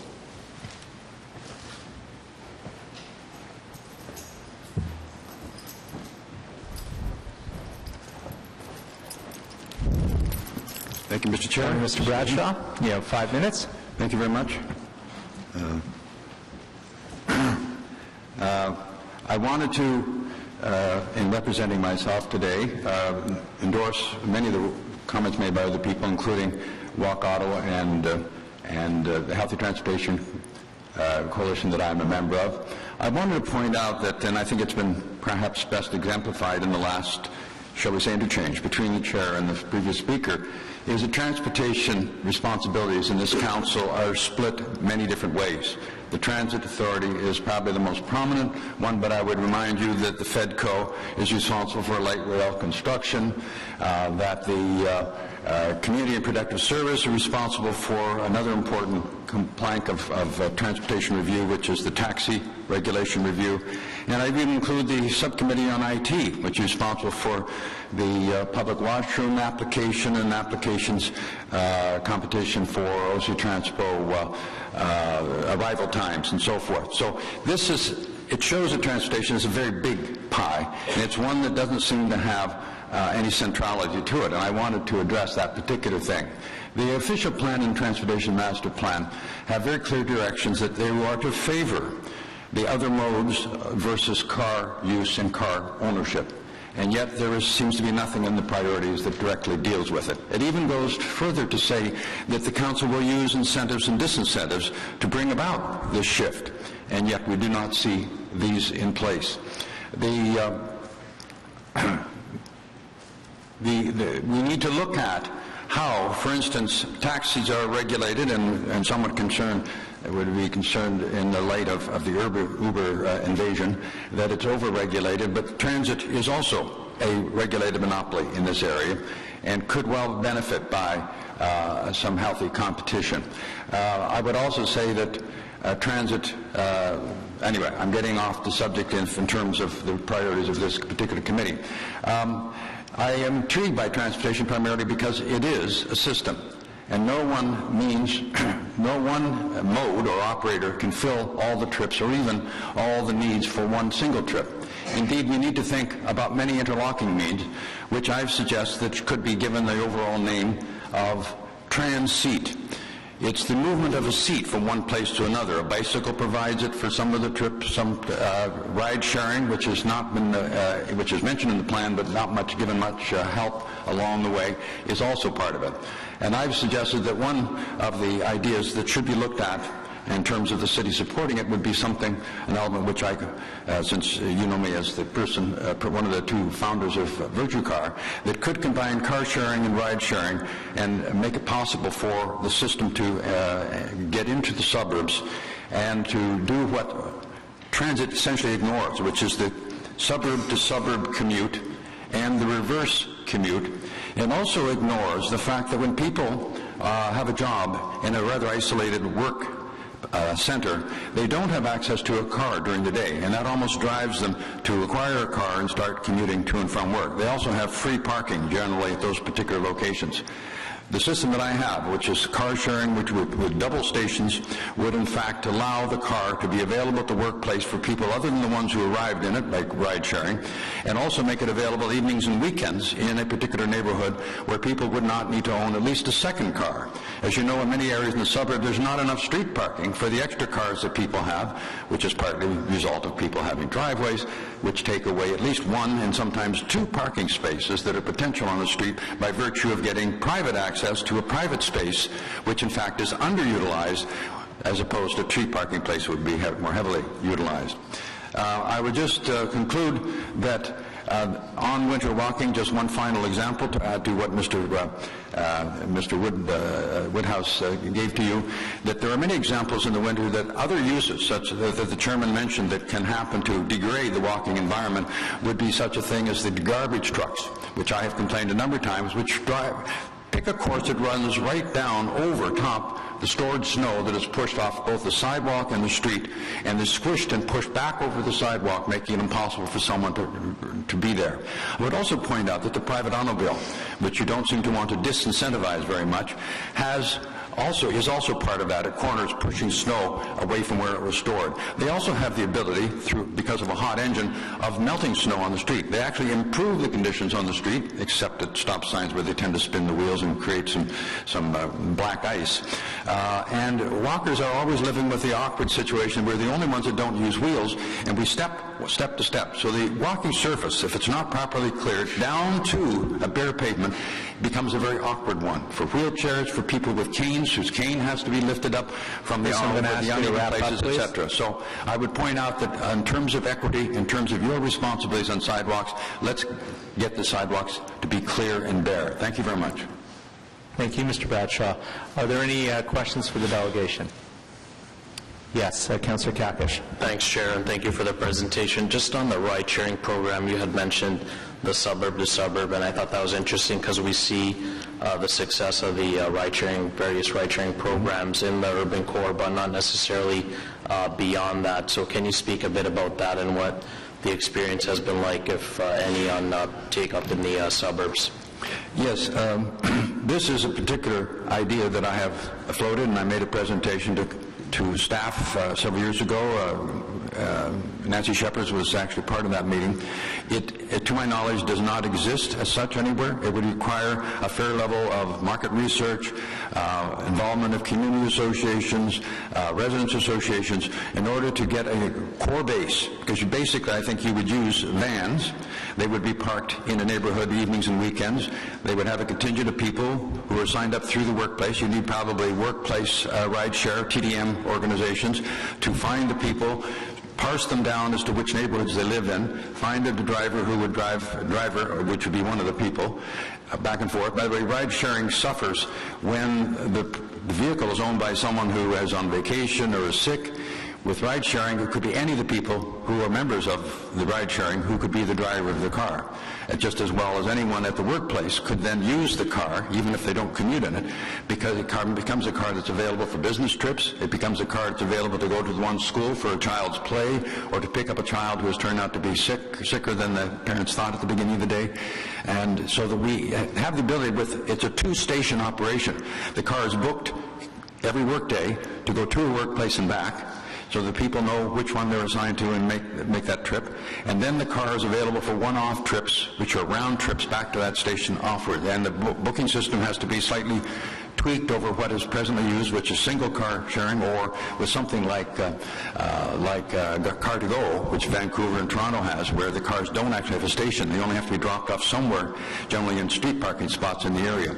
So now we have Uber and other types of services, and I think we're very close with the smartphones to getting a system where we would have a true on-demand ride sharing, where you literally lift the phone up, push a button to say where you are that you want to ride. It runs down a number of possibilities. If you choose one, the driver that you're choosing, on whose route to wherever he's going, you pass by, will pick you up, and your phone provides unlocking for the door in terms of security and everything else. We're very close to that. That's beyond even Uber, but we're not looking at it here. We're really thinking, again, I think too much in the past of protecting the income of taxi drivers and of a system of transit which still uses fixed fares, when in fact that's a really archaic system and has some users cross-subsidizing other users. If that gives you a bit of an idea, Mr. Kagan. Yeah, thank you, it does. But on the ride-sharing program in the downtown core, isn't some of the space you talked about, the city's contribution sounded like space for the vehicles, but isn't there private property that's being used downtown, and why do you necessarily need the city as a private enterprise to do it on your own with private I think the city would be better positioned to talk about how ride-sharing is working in the downtown core. Some of the car sharing, by the way, gets free parking spots from a landlord who wants to be able to say, I have shared cars, and that's an amenity. It could be in a commercial building just as easily as a residential building, that you're saying, hey, this is an amenity to be here, because you can arrive by whatever means and still get access to a car in the middle of the day for driving. But you're talking about getting rides in cars, and I don't know the extent to which ride sharing is thriving in downtown or not. I'm not involved in that industry. Okay, thank you. Thank you, Councillor Kakish. Are there any other questions for the delegation? Okay, thank you very much, Mr. Bradshaw. I'm now going to open it up for questions to staff. I'm going to kick that off. I have a number of questions arising from the delegations. So the first one is for Kevin Wiley. And going back to our very first delegation, Kevin, we saw the slides of the sidewalk in March. I'm wondering if you could comment on, is it an issue of whether we cleared or not, clear the sidewalk quickly enough, or is it an issue of the banks that are at that time of year melting and then pooling? What you think the problem was set out in those photos, and what you think we can do to address that going forward? To the chair, that was, and I thank Mr. Woodhouse for his presentation. He did show a couple of conditions. Some were bare, others were certainly challenging, and without knowing the storm event, it's difficult to say. It could be a case where the storm event was ongoing and we hadn't got back to do the final cleanup, which is typically what we'll do. However, I'll say a couple things. One is at the intersections where you see those snowbanks, we do have a dedicated phase of our storm response where we go back and clear those areas. It's kind of the last thing we do because we know that the roads are being plowed, as are the sidewalks. We are getting GPS technology on our sidewalk machines. It's not something that we've done to date, and we're hoping to start that this winter, and it'll give us better surety of make sure we're getting fully around the network. And the third thing is the supervisors should be out patrolling to make sure if there are any hot spots like that, that they'll be cleaned up and actioned right away. Okay, thank you for that. Next question, I'm not sure who to address it to, but Mr. Harris had raised the idea of limiting the size of vehicles in certain parts of the town around cycling and pedestrian, that sort of thing. Is that something that the city has looked at all? And if so, what were the results of that review? Thank you, Mr. Chair. It's not something that we had looked at, but I think the issue there was about the safety for pedestrians and cyclists, so we can do it in other ways by looking at the street itself, how it's designed. So rather than, we did not focus on the size of the vehicles, but on the environment that pedestrians and cyclists are in. So Complete Streets is a tool for us to improve that environment. Okay, thank you for that. And he also referenced that he felt there were a number of cycling projects that were unduly delayed. I think he said that they were behind by 3 years. I'm wondering if anybody can comment on that. I believe, Mr. Kemp, you had raised it was cycling projects in and around the Byward Market. Was that it?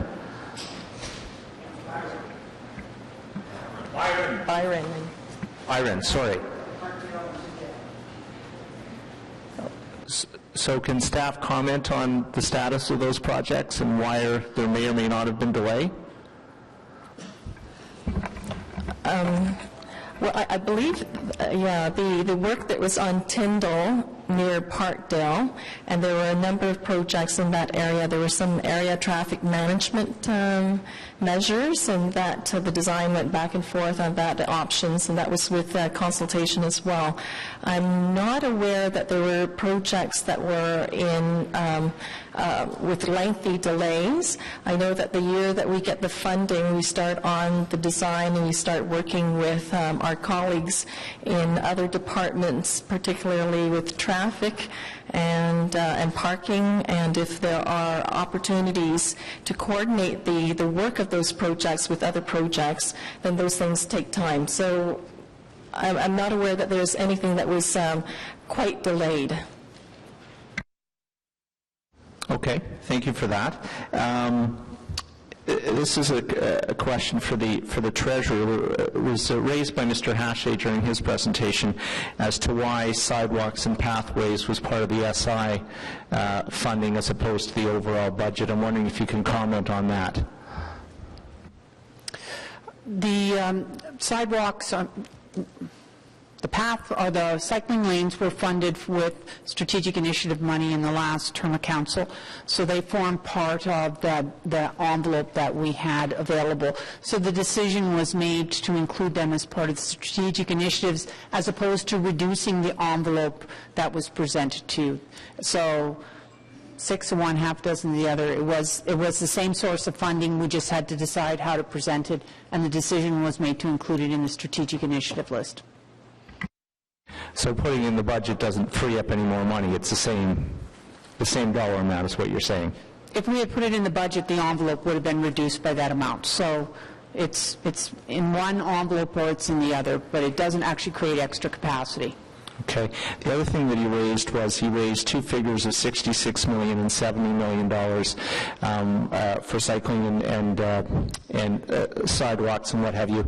I'm wondering, and perhaps you're the best one to speak to this, is can you explain how those numbers don't encompass all the money that we're spending, but rather when there's major road projects or LRT, that there's additional funding built into those projects for cycling and related facilities? That's correct, Chair. I think the comment was made that we spend more money on roads than for active transportation or transit. If I could remind the audience that are in the TMP, 75% of the budget is earmarked for public transit. We do have $70 million for cycling. Those are standalone projects.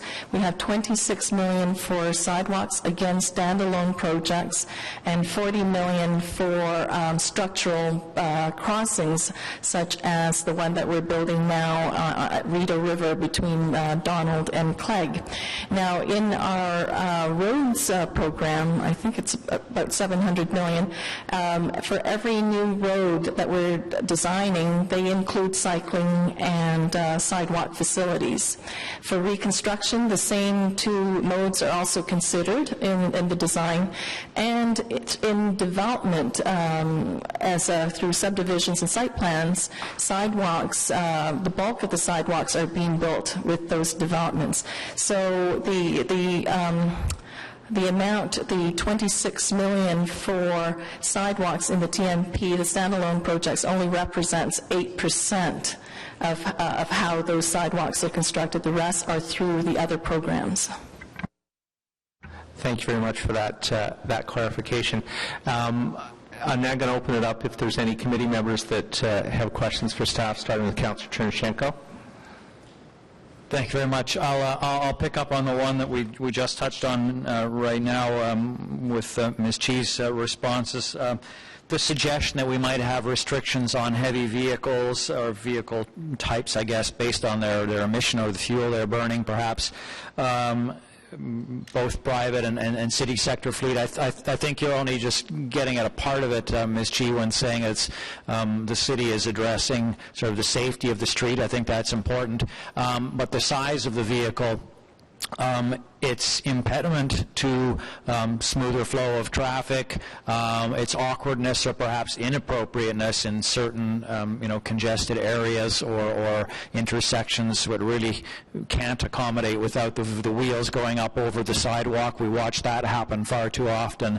I guess I'm asking, perhaps I've heard the answer, no, not yet, but to whether the city has ever studied this or considered putting these kinds of restricted either areas or times of day, etc., to larger vehicles?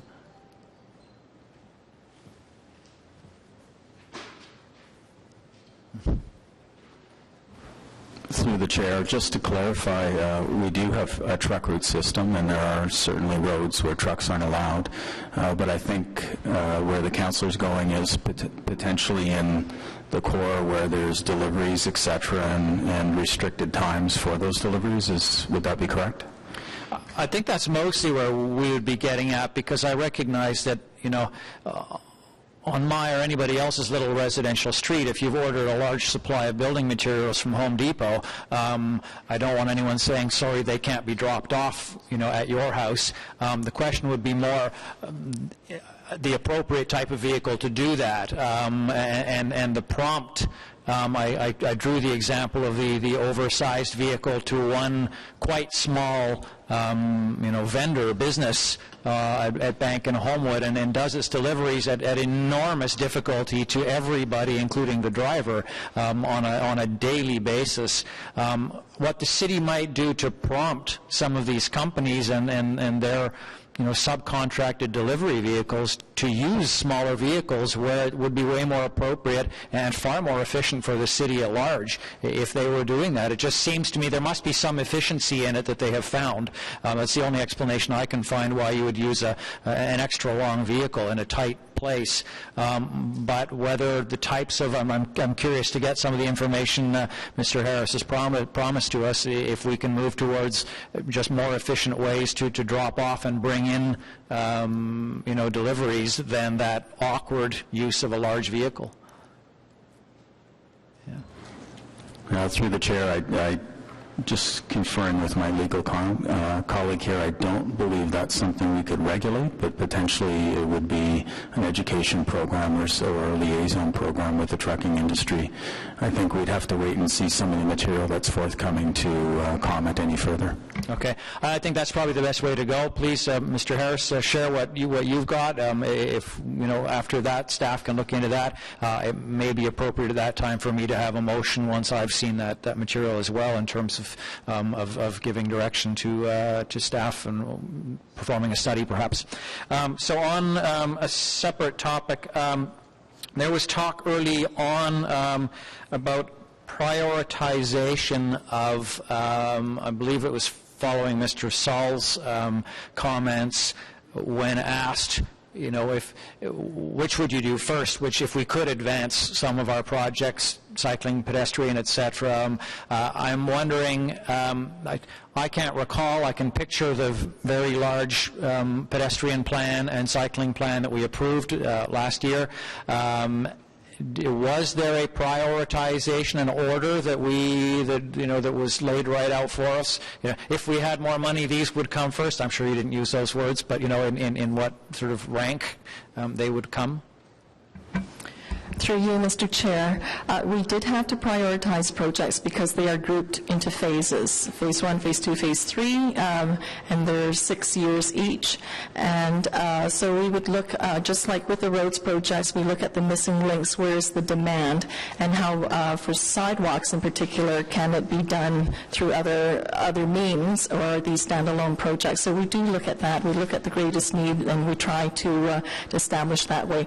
But it's really the missing links, and I think you've heard some of the speakers say that if we can get those things done, I believe it was the comment about the connection to Island Park. It was just a pathway, but those are the things that then create a more continuous routing for walking and cycling. So those are the things that we look at when we're looking at the whole network and how we assign the funding.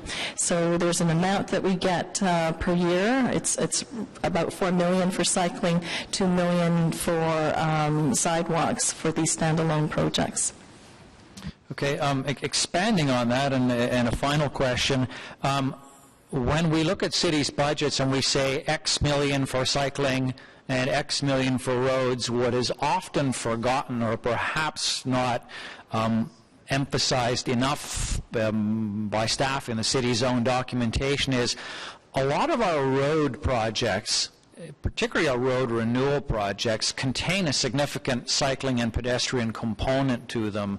So as much as I am an advocate for spending less on making it easier and more efficient to keep driving versus offering better alternatives through our spending, it's very important that we highlight that in some of these road renewals that there's actually a critical, the road is also being used by the cyclist and the reconstruction is also adding the sidewalk. I'm wondering if when we prioritize, let's call it our road renewal or our road widening projects, part of that prioritization is you're going to get a bigger bang for your buck, if I can put it that way. Do this road first because it gives us an opportunity to create a cycling and better pedestrian route as part of that project. So therefore, we rank it higher than one that might be purely a road, car-oriented one. Does that factor into that decision-making and part of the ranking that more, perhaps the completeness of the project, if I could use the complete streets analogy, this project ranks as a more complete one, therefore we should do it earlier? In a way it does, and if I can just bring us back to when we were prioritizing the road projects for the TMP, we looked at connectivity, so more of access within communities. So of course walking and cycling would be part of that. So the longer commutes from one community to another, routes that are well over a comfortable 15-minute bike ride, we would look at how residents could get to work through public transit instead. So from the suburbs to the downtown through public transit, but within the communities themselves, that's where we were looking at, is there anything that needs to be widened in terms of roads, and with that we add in the sidewalks and the cycling. So it's for the access within communities, within nearby communities. That's how we prioritize our roads. So you won't see many large road projects going from the suburbs to the core, because we hope that those commutes would be on transit, and there would be just a handful of those major missing links, like in Canada, the Canada South, Hopeside, Richmond, Airport Parkway would be another one, but there are very few of those large, lengthy road projects in our TMP. Okay, thank you. Thank you very much, Councillor. And up next is Councillor McKinney. Thank you, Chair. I do want to start by saying that there is a lot of good news in these strategic initiatives, and we are going to be improving our walkability and our cycling infrastructure.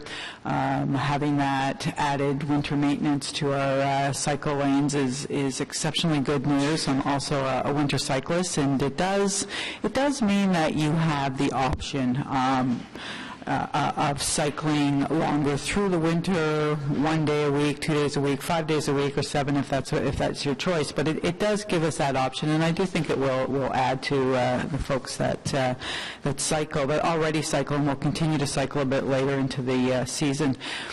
The community pathways connections are, I don't want to say my favorite because it's all my favorite, but it's like your children, you can't really say which one is your favorite. It's the one that's in front of you, I suppose. But it will create new cyclists. I really do think that it's a lot of it is out in our suburban neighborhoods, in our rural neighborhoods, and I think that we really are taking an opportunity to create new cyclists and new connections, and I look forward to that. I think that as we invest in light rail, and I'm only going to say it very quickly, I'm not going to talk about light rail, but when people come into the downtown on light rail, if they are already cyclists, if they're comfortable cycling, they're likely to get off on Queen Street, which is going to be a beautiful, big, wide sidewalk with patios, and they're more likely to pick up a bike from a bike share program and use some of the cycle lanes downtown. So that's all excellent news. I think that we do have to consider pedestrians and some further improvements around winter maintenance for sidewalks. So that's something that the chair brought up right away in one of his questions that we'll be looking at.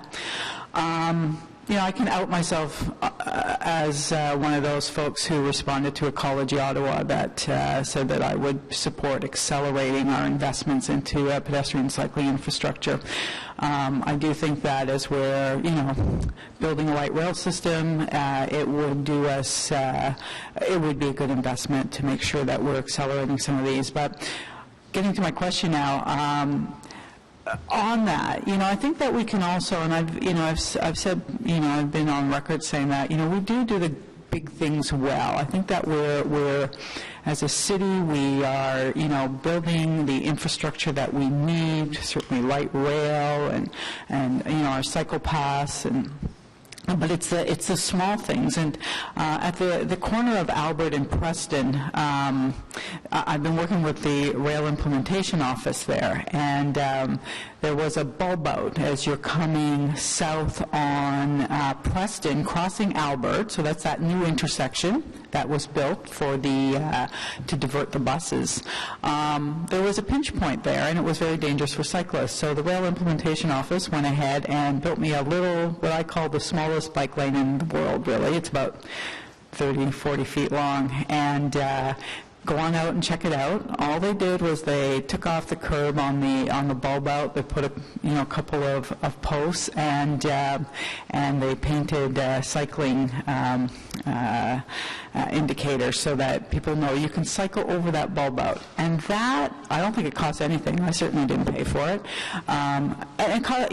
It was virtually free, and it makes a huge difference in that cycling connectivity, being able to come from the multi-use pathway, get onto Preston and onto a safer part of Preston. Preston doesn't have a cycle lane, but as you get up past Primrose, it becomes a bit safer. So I look forward to working with staff, and I wonder if staff can respond to that, what we can do around the city, especially where we can find examples like bulb outs. I think bulb outs are great. We need them for pedestrians. They mean a smaller distance for pedestrians to travel, but they're often dangerous for cyclists because cyclists get pinched into the traffic. So I wonder if staff could comment on what we could do going forward on what seems to be a very low cost. We already have the pilot. It's at the corner of Preston and Albert, and we can see after a couple of months how well it's going to work. And I wonder if staff could comment on how we could do that maybe across the city. Through the chair, one of the SIs on transportation includes completing 10 cycling, and 10's a rough number in accordance with the budget, but 10 cycling improvements around the city for those, specifically for those areas where we're noticing there's either a safety issue, a conflict with vehicles, or elsewhere. But I just wonder why this would have to fall under one of 10. And you can't include this as one of the 10, by the way, because this was the Rail Implementation Office that did it. But I just wonder why we wouldn't, do 30 or 40 if we find out that they're safe, they give us all of that added benefit, they don't cost a whole lot of money. So I'd like to see us think outside of that number and commit to maybe looking at where we can make those small improvements.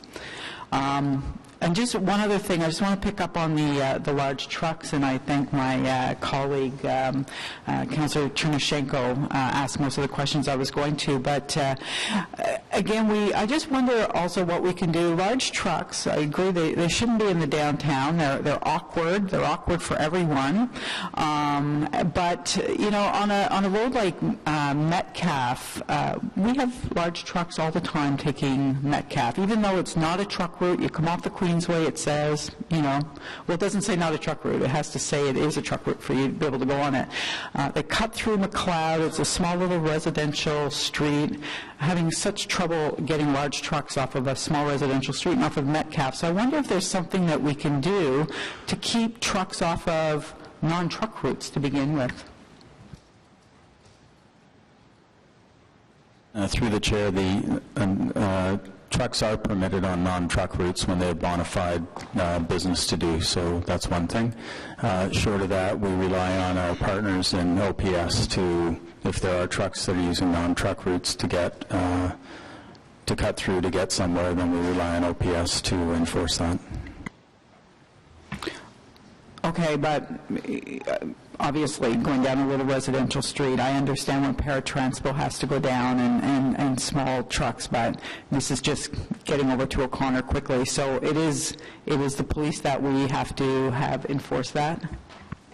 And that's correct.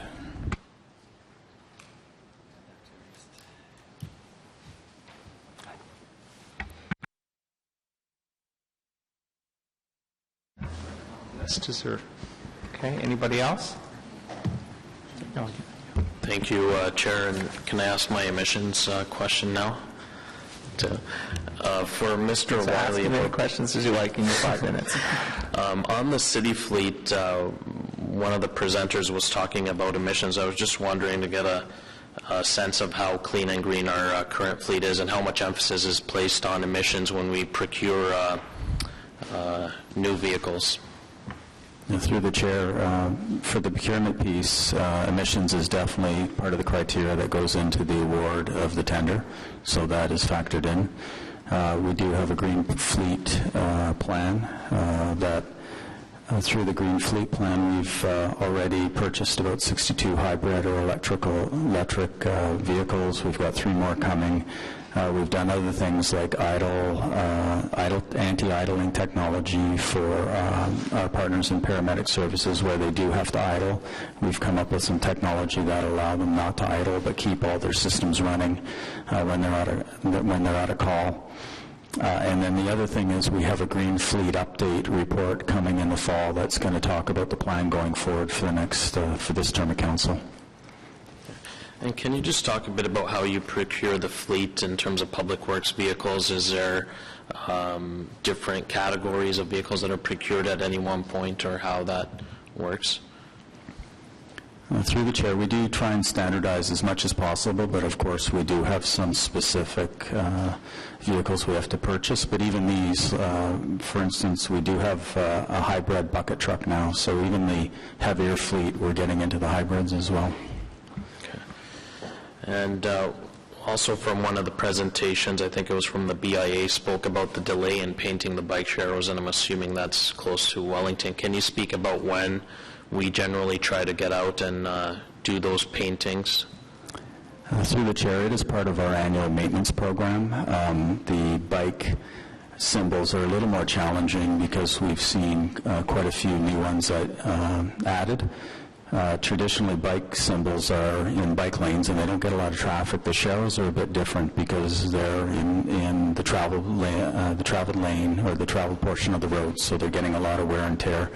We are looking at switching from paint to potentially going to thermoplastic markings to see if that'll it'll withstand more traffic and see if that'll last a number of years versus going back every year to repaint those sharrows. Okay. So we generally try to do that at the beginning of the season, I assume, and not delay it till the end of June when we can. Through the chair, we have a lot of priorities in the pavement marking business, so certainly that's one of them, and we try and get to them accordingly. Okay. And the last question is on the snow clearing, and I know the chair and Mr. Hashley spoke about this too during his presentation, and we hear about the missing links or the connectivity, especially in the downtown, but we also see a lot of sidewalks or pathways in the suburbs as well, in my riding and other ridings. So can you speak about the balance of trying to, with the limited resources we have, which sidewalks are selected to be cleared, and particularly the ones that are key for connectivity when it comes to transit stations or park and rides in the suburbs? Through the chair, we do have a warrant, and I don't have it in front of me, so I can't speak specifically to it, but the gist of it is any pathway or sidewalk that's adjacent to a sidewalk or pathway that's already cleared, we generally won't clear. So if there's one way to get there that we are clearing, we won't clear another, but if it's something that's a specific connection to a facility, we'll put it on our plowing beats. And if one's not on your beat, but there's a lot of community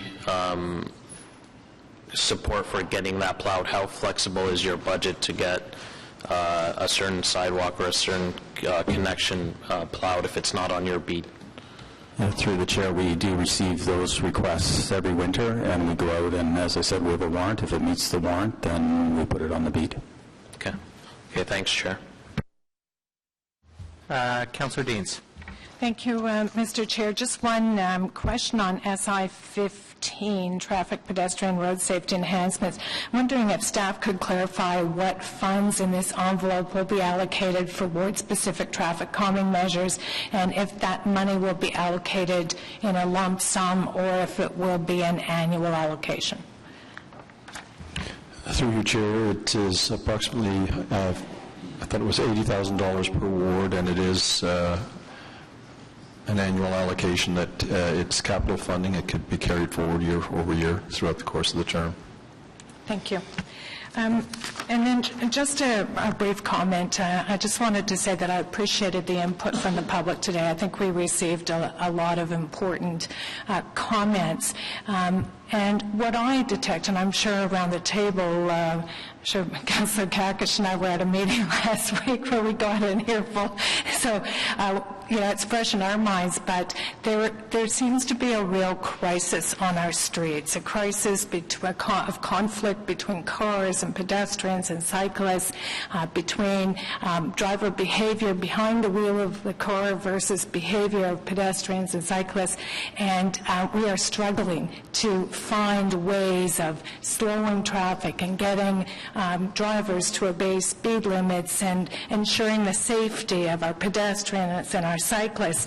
And it occurs to me last term of council that we did a planning summit to look at new and innovative ways of addressing urban planning issues. And I, for one, think a strategic initiative that we should consider as a council would be looking at some sort of a traffic and transportation summit where we might consider bringing experts from North America and other municipalities who are dealing with the challenges that we as a municipality are dealing with, and looking at best practices from other municipalities and looking at opportunities to educate the public, because I think there's a gap in education. Like, we're frustrated and we look for solutions to slow traffic, but it has to come from our citizens. It has to come from the drivers. And I think there is some gap in how we're getting that message out effectively in our communities. And I think even from a design perspective, the way we're designing roads,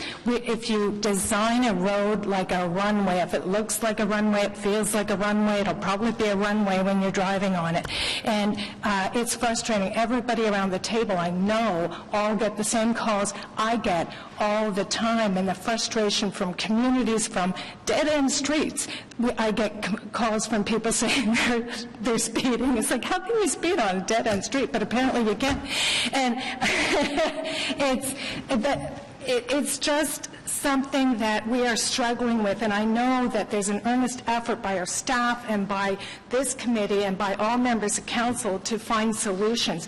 But I think that in Eastern Ontario we're somewhat isolated, and maybe it's time that we looked outward a little bit at what other municipalities are doing. We look for best practices, and we look for some experts in these fields to come and do a traffic and transportation summit. So that's, for what it's worth, I know it's not in the SI document, but I think the time has come to consider that kind of an opportunity. Thank you, Councillor. In fact, on a more local level, that's something that I did a couple of months ago in my ward, relying on our local experts, and it went very, very well. There was a lot of citizen input on what they saw as issues, but more importantly, there was a lot of clarification that was provided to residents about how, for example, a speed bump is not the answer to every speeding issue, and the impact that, for example, it can have on emergency vehicles, and in some cases, frankly, the reverse effect, that people get frustrated by the speed bump, so they hit the gas as soon as they go over it and they actually speed more. So I don't disagree with you, and certainly our staff is available at a local level to have those sorts of discussions, and they can be quite productive. Another staff member who was in the room, but I think he's left, which is a great asset in getting that message out, as well as Rob Wilkinson and his program. Even if we don't have an SI at this point, we have a lot of good internal resources, I think, that we can rely upon and have those discussions with our residents. But I echo what you said. I think the amount of delegations we had out here today and the perspectives that they brought to the issues and to our proposals has been very helpful in terms of moving the SI agenda forward. At the beginning, I introduced the Vice Chair for her motion, which I indicated I was fully in support of. I absolutely am. I think, as Ms. Cheese said, one of the key ways we're going to deal with this issue is through our Complete Streets process and lens.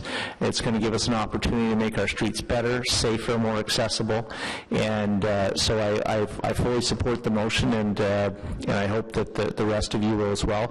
I understand that there is a small friendly amendment that needs to be made by Councillor Deans to the motion before we can vote on it.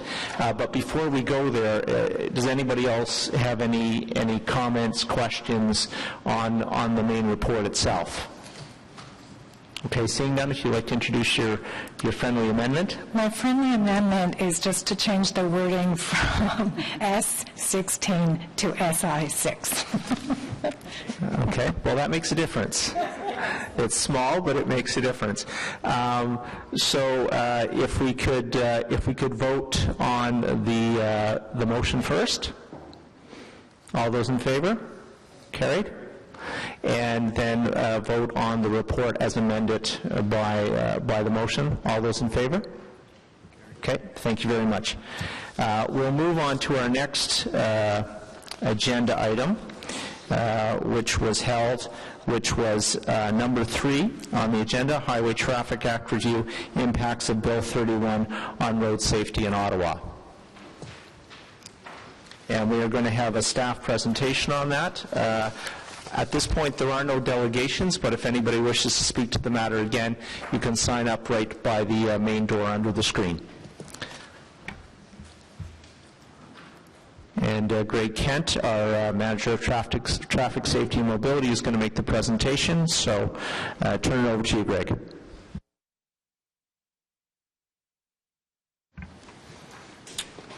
All right, thank you, Chair. Good morning. Still morning, Chair, Vice Chair, and members of Transportation Committee.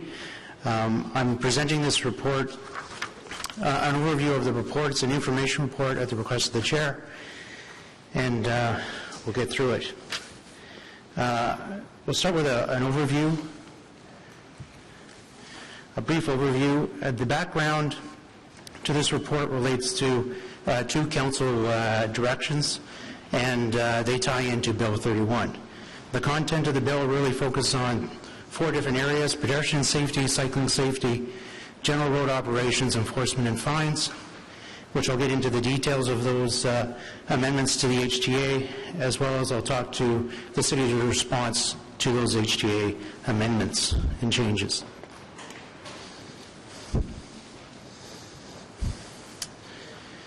On April 10th, 2014, Council directed staff to report back to it on the impacts of the HTA changes on road safety. At that time, it related to Bill 173, which is a focus on cycling facilities and the changes to Book 18, as well as handheld devices. That died on the legislature's floor with the election last summer, and then that got picked up and reestablished as Bill 31, which included a host of other road safety private member bills on various road safety issues. And again, I'll go through those.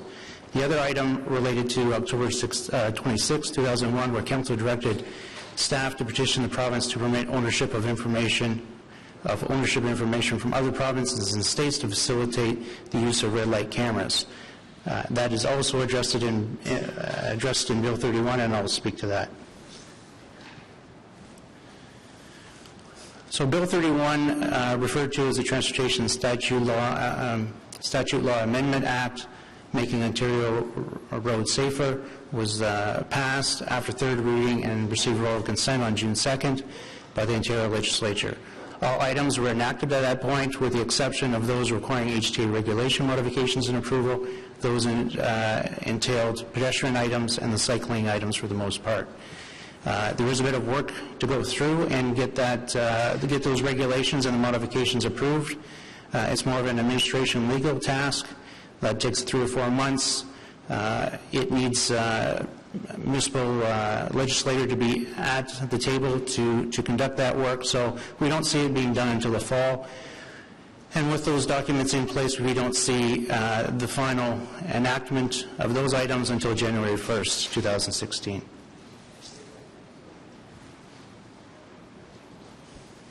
So the contents of Bill 31, I'll go through in detail. Again, it relates to pedestrian safety, cycling safety, general road operations, enforcement. There's 2 on the first pedestrian item. There's 6 items on cycling, 1 on general road operations, and 3 on fines and enforcement. I'll state that the underlying themes associated with these amendments are really related to road safety, as the title suggests, but also comfort and convenience associated with supporting sustainable transportation and alternative transportation modes. So we can always come back to that, but it really ties in, and it really follows up on the focus of the items that we've heard already this morning. So the first one on pedestrian safety deals with the introduction of new pedestrian crossover devices. This is in association with the update of Book 15, new pedestrian facilities. These are devices that relate to road markings and signage. They allow more cost-effective measures to allow pedestrians to have the right-of-way over vehicles when crossing the road. And they really fall into different categories so that you can have crossing devices in lower classification roadway systems, different speeds, different volumes. It isn't the $75,000 PXOs, which we don't use, or the $130,000 traffic control signals. Again, they're simpler, cost-effective, and they cover a broader range of road conditions. There will be a specific report to Transportation Committee on PXOs in September, so I'll leave the details to that report. The next item is a simple amendment, really an administration cleanup, but taking the HTA to a slightly different level, and that really relates to vehicular traffic proceeding through a PXO or supervised school crossing, where vehicles must remain stopped until pedestrians have completely crossed the roadway. That's including the adult crossing guards. Right now, vehicles can proceed through a crossing when the pedestrians are cleared from their half of the road. Now they have to wait till they're off the whole road.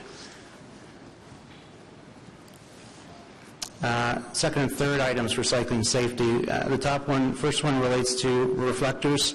The HTA has been amended to allow greater types of reflectors to be used, so you can use a flashing strobe type light or a reflector, as well as the standard basic reflector. The reflectors also can be on the person's body that's riding the cyclist, as well as on the cycle itself. The other piece relates to fines. The fine has gone from $20 and replaced to a higher fine of $60 up to $500. The next item, cycling lane traffic control signals. These are in relationship to two changes related to the Ontario Traffic Manuals, Book 12 for traffic control signals and Book 18 for cycling facilities. Both have been updated, and it allows a particular signal head that is just for cycling facilities, and it ties in with cycling lanes or cycling type of lane configurations. So overall, it allows for improved cycling operations. The next one deals with bidirectional traffic cycling on one-way streets. Before the changes to the HTA were introduced, it was very difficult to allow cycling traffic to go two directions on a one-way street. We did do it. It took a lot of effort with signs. It was strictly, it was limited where we could do it. It was difficult to do. The wording now allows for bidirectional traffic with less signage, and it's made it very much more simple to implement those kinds of facilities, so we have an improvement for cycling facilities.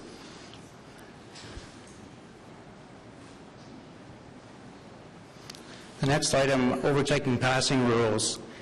Although this might have been simple courtesy before, it's been defined in the HTA now that when a car passes a cyclist, they have to leave at least a minimum of 1 meter where practically possible, but that is the intent, is to leave a bigger buffer zone.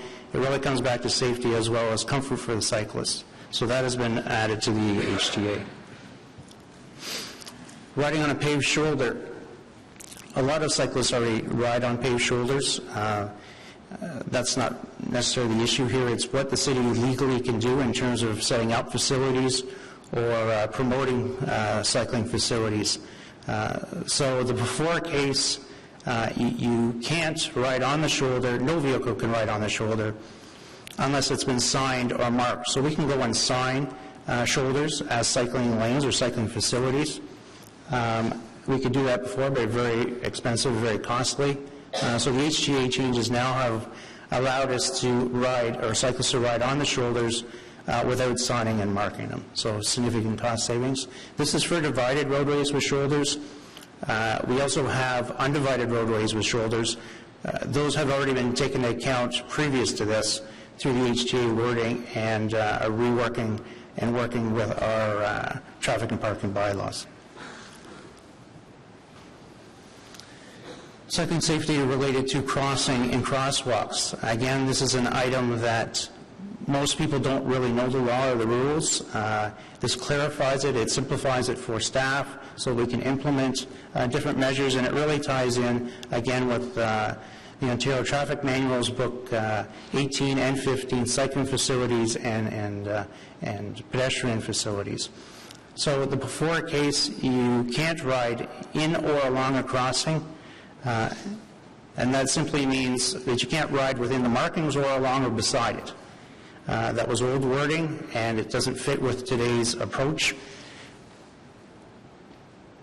So after the fact, now you can not only, you can't ride in the crossing as defined by the crossing, but you can ride alongside the crossing. That really what it comes down to is you wanted to remove the vehicles and the cyclists from the same area to eliminate those conflicts. Typically now, if we can keep the pedestrians inside the crosswalk markings, the cyclists can ride on the outside. Really, what does that do? That allows for cross rides. Cross rides are a facility similar to a crosswalk, where a crosswalk allows pedestrians to cross the street, a cross rides allows cyclists to cross the street in a designated area. So we now have cyclists have their own path. The law allows for cross rides to be part of our tools to facilitate cyclists crossing the road. And those are as situations where you have stop signs and signals. They could be mid-blocks if there's signals as well, but there are some exceptions to it. This is the exception. Riding in a crosswalk can happen in those other ones, but not where a PXO is coming into play. And PXOs are new to Book 15, and this is the report that we'll bring to in September, but you cannot ride your bike across a PXO either in the crosswalk or beside the crosswalk. So this is the exception. Now, this makes a lot of challenges to how we implement cycling facilities. As much as it's good for pedestrians, it brings in some challenges for the cycling community in terms of crossing the road and how we implement our tools. This is an ongoing issue that we have collectively with our colleagues in planning and growth management, talking to MTO to figure if we can establish a way to make this work better for both cyclists and pedestrians. But at this time, cyclists cannot ride through. It becomes a bit of a challenge with our roundabouts where we wanted to implement cross rides, but we're going to put PXOs at our roundabout, so we can't put the cross rides at the roundabout. Again, this is something we're going to continue to work with the MTO. Okay, we'll move on to general road operations. There's one item that we wanted to bring to our attention. So when you have a roadway here, this is a divided roadway. It could be any type of roadway, but tow trucks are now included in the emergency vehicle family when servicing a road, when servicing a vehicle at the side of the road. That means that when a car approaches a tow truck in operation with a vehicle, that they either need to slow down or they need to move over one lane and give a buffer zone. This comes down to safety as well as comfort when dealing with these kinds of issues.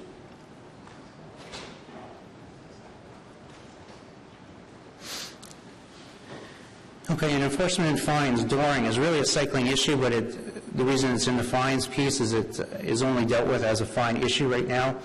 Dooring is already an HTA offense.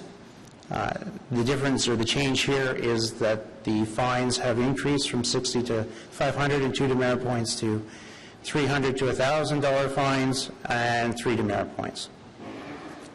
Handheld devices is something that was in the original Bill 173, and it's now in Bill 31 has been approved. This relates to, again, fines. It's been bumped up to $300 to $1,000 in fines and 3 demerit points.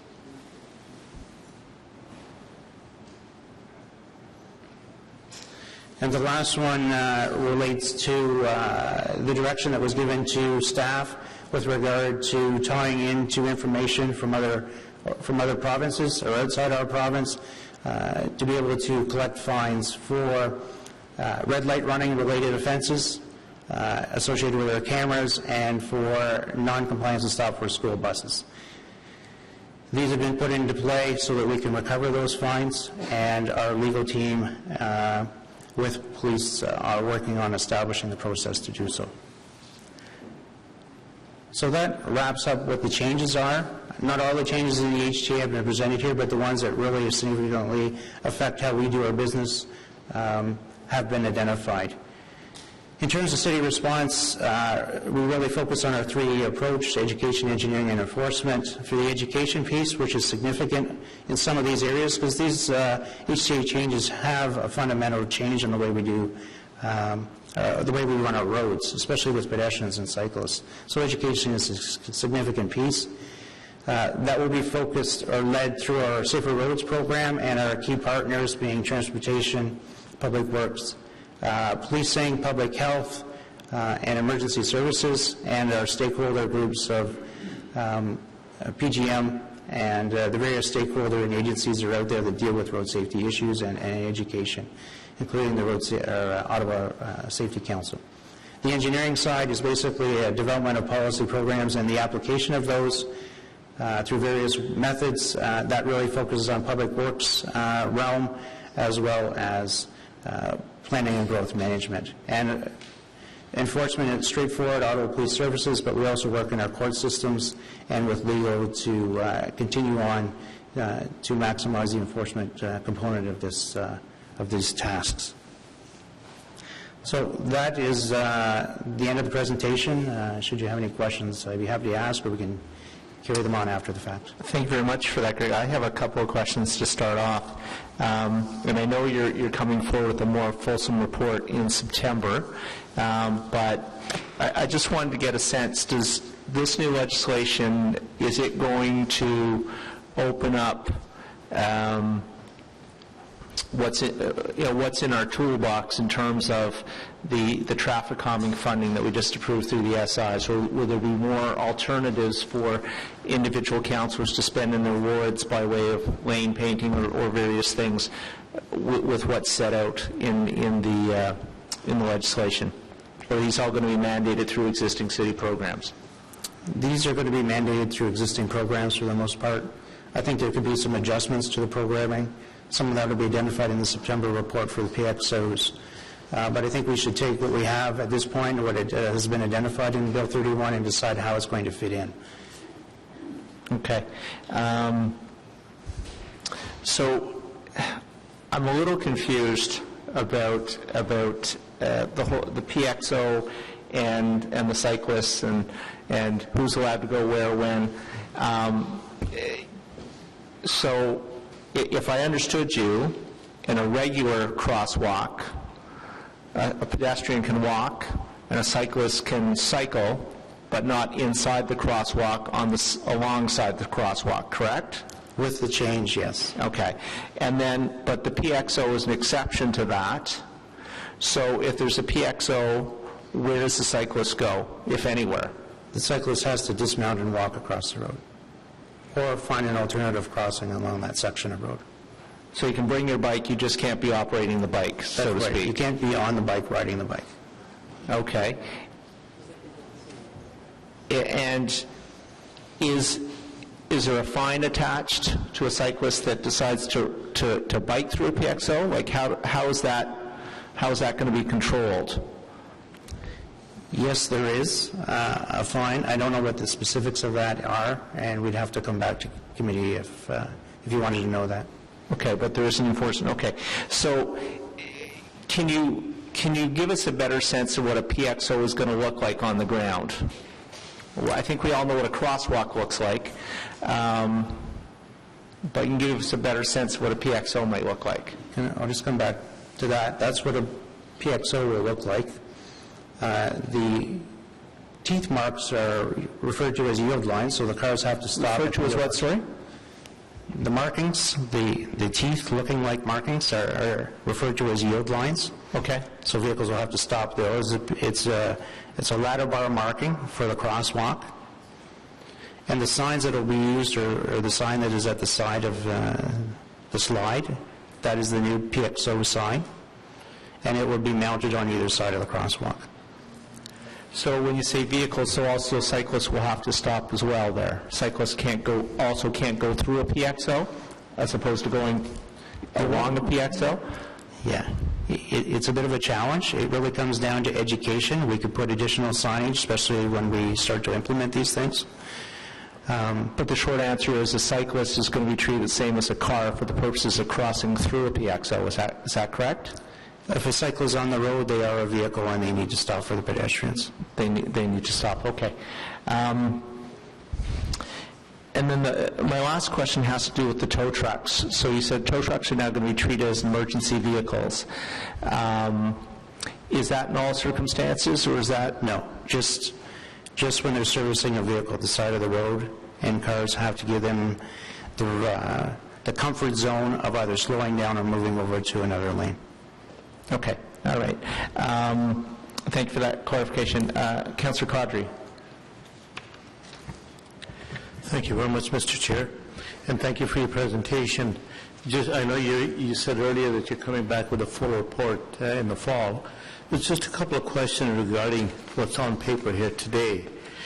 First of all, coming back to Councillor Aguilar's question about crosswalks and the PXO, the difference between the two. In the PXO, you said that they're going to be marked, they're going to be signed, and so on and so forth. There are currently existing in the city some crosswalks with the PXO sign already there without the word PXO on it. These are from former municipalities and former organizations that were put in. What happens to those crosswalks that are already existing? But they're not operating as a crosswalk with proper signals and stuff. Right. Through Chair, when we amalgamated back in 2001, our intention was to remove all of those. Obviously, there's still a couple out there.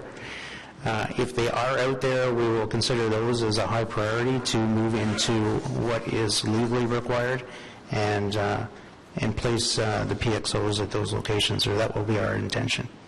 So they will get a treatment in terms of the new designation? I think they're there for a reason.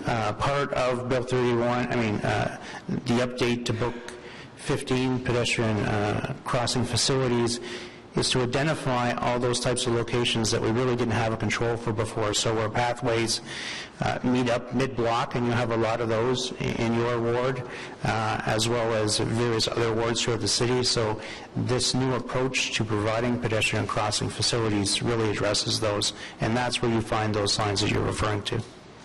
Thank you. In terms of the 1 meter buffer that you identified between the cyclist and a motorist, in some streets, how is that going to be handled? Because the width of the roadway may not allow for that to operate. So how are we going to handle that in the existing streets? The wording that was approved by the HTA is where applicable or where practical. So you're not going to be able to do it everywhere, but the intention is to do it where you're capable of doing it. Okay. And are we passing those I'm sure the Planning Department, PGM group, is going to be looking at this act, and for future streets or newer streets, those kind of buffers will be identified and would be followed up on through the PGM process? Yes, through Chair. We're working with PGM on all these initiatives, and they will be implemented into our processes where appropriate. And in terms of warrants, which is what's existing right now through the HTA, to say that certain crosswalks need warrants and certain pedestrian areas need warrants, how is that going to be changing with this new HTA, or will it be changing? Through the Chair, we will get into those details when we bring the report in September, but there are warrants associated with these new PXOs, as there was warrants associated with the old PXOs and signals that we make use of. All right, thank you very much. Thank you, Mr. Chair. Councillor McKinney. Thank you, Chair. Thank you. Just a few questions. The traffic control signals for bikes then, it's only possible for us to put those in where there are cycle tracks or a segregated lane. I'm just not sure, like, for example, in the downtown intersection, like, say, Bronson and Somerset, there's no cycle lane, but it is always much safer for a bike to proceed. So there's an advanced pedestrian light. So it's always much safer to proceed through the intersection with the pedestrian light. Because then you clear yourself from traffic and you get out of that intersection. It's the most dangerous time for pedestrians and cyclists is at an intersection. So would a signal, a dedicated cycling signal, be able to go in at an intersection like that? Through the chair, I don't know this, to tell you the truth, I don't know the specifics. Okay. It's really focused to be used with cycling facilities. I'm sure they can be used at other situations, but I'd have to ask my colleagues with planning and growth management to really address that question. Okay, so that would be important, because I think that there would be a lot of intersections where it would be helpful if cyclists could proceed with pedestrians. Now, that brings me to my next question, though. If a cyclist can now ride along the crosswalk, so I'll go back to that same intersection. If you're coming down Somerset, you're crossing Bronson, and you've got an advanced pedestrian signal. Again, as a cyclist, it's so much safer to traverse with pedestrians and get through that intersection. So in the future, from what I'm hearing, that will actually be legal, because so the pictures that you were showing showed where cyclists could travel through an intersection, but the pictures that you were showing were the left-hand side of the road. But if a cyclist is coming down on the right-hand side of the road and they get an advanced pedestrian signal, presumably then they could on that right-hand side traverse with the pedestrians, cycle through, and then back onto the roadway. Is that you're kind of on the roadway because you're beside it anyway? Through the chair, that's a good question. And as you explain it, you can certainly tell it can be complicated. Mm-hmm. I don't know if I have the specific answer to that, and I think we need to review it with our police enforcement units to see how they would, if they were driving on the road or cycling on the road as a vehicle, they can't disobey the traffic signal. Mm-hmm. But if they're now able to go alongside the pedestrians, as long as we have an advanced pedestrian signal, it's actually quite simple. I actually do it because it's much safer to get, like I said, to get through that intersection. So it's just another one of those simple ways of making our intersections safer for both pedestrians and cyclists. So I think that it would mean that we could make intersections all over the city much safer to get through, busy intersections. That is obviously. the intent. Yeah. The pedestrian signal heads govern the movement of pedestrians only, not cyclists, which are a vehicle. Mm-hmm. The traffic control signals deal with them as a vehicle. So there's some gray area in there, and we're going to have to figure that out for you. Okay. And just one last question, though, before I let you go on the PXO exceptions, especially at the roundabouts. Do you feel that the MTO is willing to come back and look at that exception for cyclists to be able to traverse with, because it's such a dangerous way of getting around for pedestrians and cyclists as well around our roundabouts.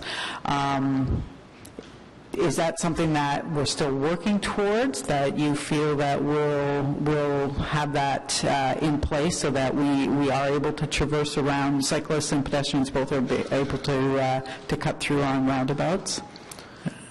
Through the chair, at this point, working with MTO, we don't feel it's going to happen right away. I think this is a work in progress.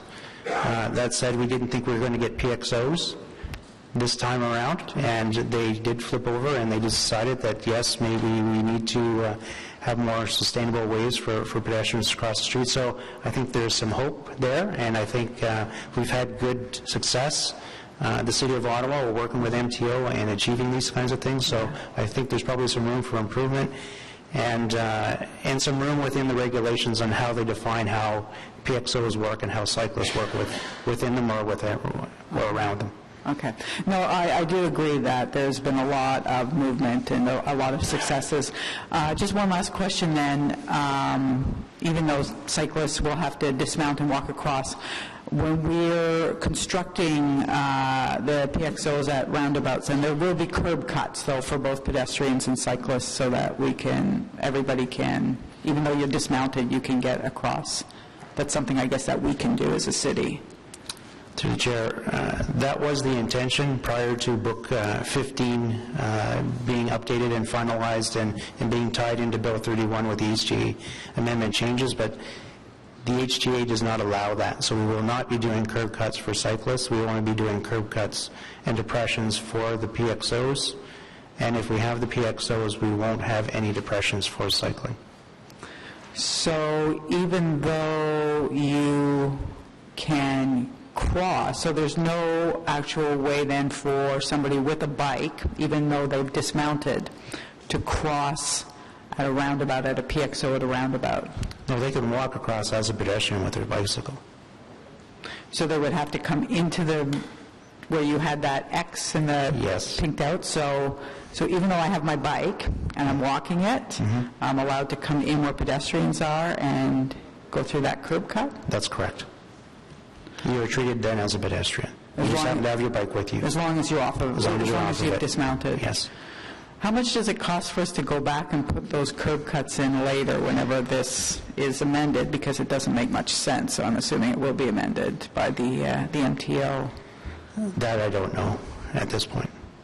Does anybody here know how much a curb cut is? Like, it just seems like, I know it's not our rule, but it just seems like such a waste because we're going to build the curbs and then we're going to go back and take them out. So I just wonder if anybody has that, or you can get that to me later, but I would like to know what that cost is. Sure, through the Chair, we can follow up with that information. Okay, thank you. Councillor Kakish. Thank you, Chair. I just want to get clarification on the timelines, if any, of implementation for the city from the province to do this. Through the Chair, just a clarification to do which? Implementing the changes from the province that are before us. So everything outside of the cycling and the pedestrian facilities, which have to go through a regulation change modification, which won't probably come into effect until the new year, January 1st of 2016. The rest of the items within the HGA that were approved are effective now. Okay. And we will roll those into the programs over the coming months. Okay, so which ones are still outstanding at the provincial level? What are the ones, which pieces of it? So those pieces refer to the PXOs. Okay. Those refer to the pedestrian cycling traffic control devices. Those are predominantly the ones that are tied into the regulation changes. Okay, because I don't see much. I mean, I've heard a bit about this here and there, but I haven't heard a lot of information. So my main concern is, what are we doing to notify residents and giving them communications, or what's our game plan in terms of notifying residents about these changes if they're going to be implemented, some within months, some within the next year, because I don't see anything about that. So what's the game plan on that front?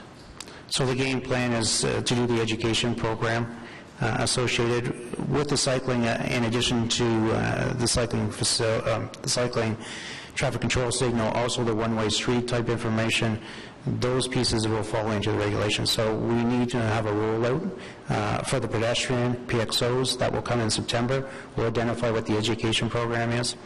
But we have to ensure that there is an education piece that goes with these, and we won't implement anything until we have that education piece. So that's information that it will come further after today.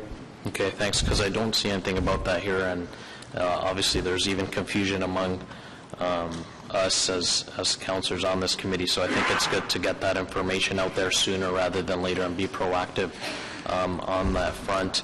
So the last slide actually speaks to an education role for Safer Roads Ottawa. So that's part of the rollout that we come forward in September.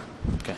And my last question is on the financial implications. In the report it says no financial implications, but when I read through this, there's obviously a bunch of signs and signals for cyclists and among other things that need to be implemented in some of the intersections. So is that because the province is giving us money to do that, or how are we going to come up with that funding?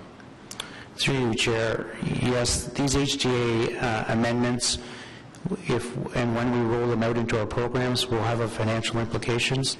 They will be dealt with through the budget process. This report has no recommendations to it, so there's no financial ties to it specifically, but the tools themselves could have a financial implication. There is no additional funding from the province at this point. These are new tools that we have at our disposal to put into our programming, and they potentially could have costs to them. And again, they will be dealt with through the existing programs that we'll roll them into, and those budget items will be addressed through the budget process. Okay, so do we have any sense at this time of what that number might look like? Depending on how we put our programs together, there is a cost to putting in PXOs. We don't have a budget specifically for PXOs at this point. So come September, we'll roll that out in a detailed report, as will our other departments and our other groups that deliver the programs. They will have to identify what those costs. Do I know specifically what they are? I don't at this time. Okay. And Chair, I guess I'm not sure if there's been any talks at the political level between you and the province on this, but if there's an opportunity to ask for assistance in terms of the financial implications of implementing some of these measures for your consideration. Okay, thank you for that. Councillor Wilkinson. Thank you, Mr. Chair. I take it this act did not include the 40K limit that they've been talking about, or any changes with red light cameras for school buses, for example, that we wanted, and or for speeding. Is there anything in this bill on those? Through the Chair, no, there's not in this bill. There are other bills that are currently with the provincial legislature that deal with those issues, but no, they weren't included in Bill 31. So there'll be maybe something coming in the future. Okay. The crossings at roundabouts, will they all be PKOs? Through the Chair, yes, that is our intention, to put PXOs at all roundabouts. Okay, so they would have to stop, the traffic would stop at each side as they're crossing, and they get to the middle, they look the other way, and then the cars will stop for the other way. That's correct. When there's pedestrians present that want to cross the road, the vehicles have to yield to the pedestrians. And will all the locations where we have adult crossing guards become PXOs? No, not necessarily. That will be part of our implementation strategy that will come in September. It isn't our intention at this time. If adult crossing guards work on their own and you need supervised crossing, or there's a desire to have a supervised crossing, then the adult crossing guards would remain. There's some places where it might be a bit safer. But if there is a PXO, when the adult crossing guard is not there, the cars still have to stop, right? That's correct. You don't need an adult crossing guard if you have a PXO. What's the supervised school zone? You said it's PXOs and supervised school zones. I'm not sure what that does for crossings. Supervised school crossings are one with the adult school crossing guard in it. The heading maybe it's confusing. Vehicle traffic proceeding through PXO and supervised school zones. Does it say zones or school crossings? It says zones. Oh, sorry. Then that was a misprint. It should say school crossings. They just meant the school crossings of that, then, did you? It would be with school crossings. Because sometimes I think the schools go out there, but it's not a formal school crossing, but the school teachers come and help the kids across the roads. Do we deal with those at all? Those won't be dealt with. Those could be dealt with through the PXO program, and if there are locations that there's a feeling that there's a need, and there currently isn't a school crossing with a school crossing guard, we can certainly consider that and run it through the warrant process once we have established it. And we had talked a lot earlier on about mid-block crossings where we have long streets. We could use PXOs in those cases. Then is this what we've been waiting a long time to get that? Is this supposed to cover that? Yes, through the Chair, this is filling a gap that we've been waiting for in terms of being able to facilitate pedestrians across the road at any location. I think it's a huge step forward for safety for pedestrians and cyclists that we've been waiting for a long time, so I'm really glad to see it. Thank you. Thank you. Councillor Chernyshenko.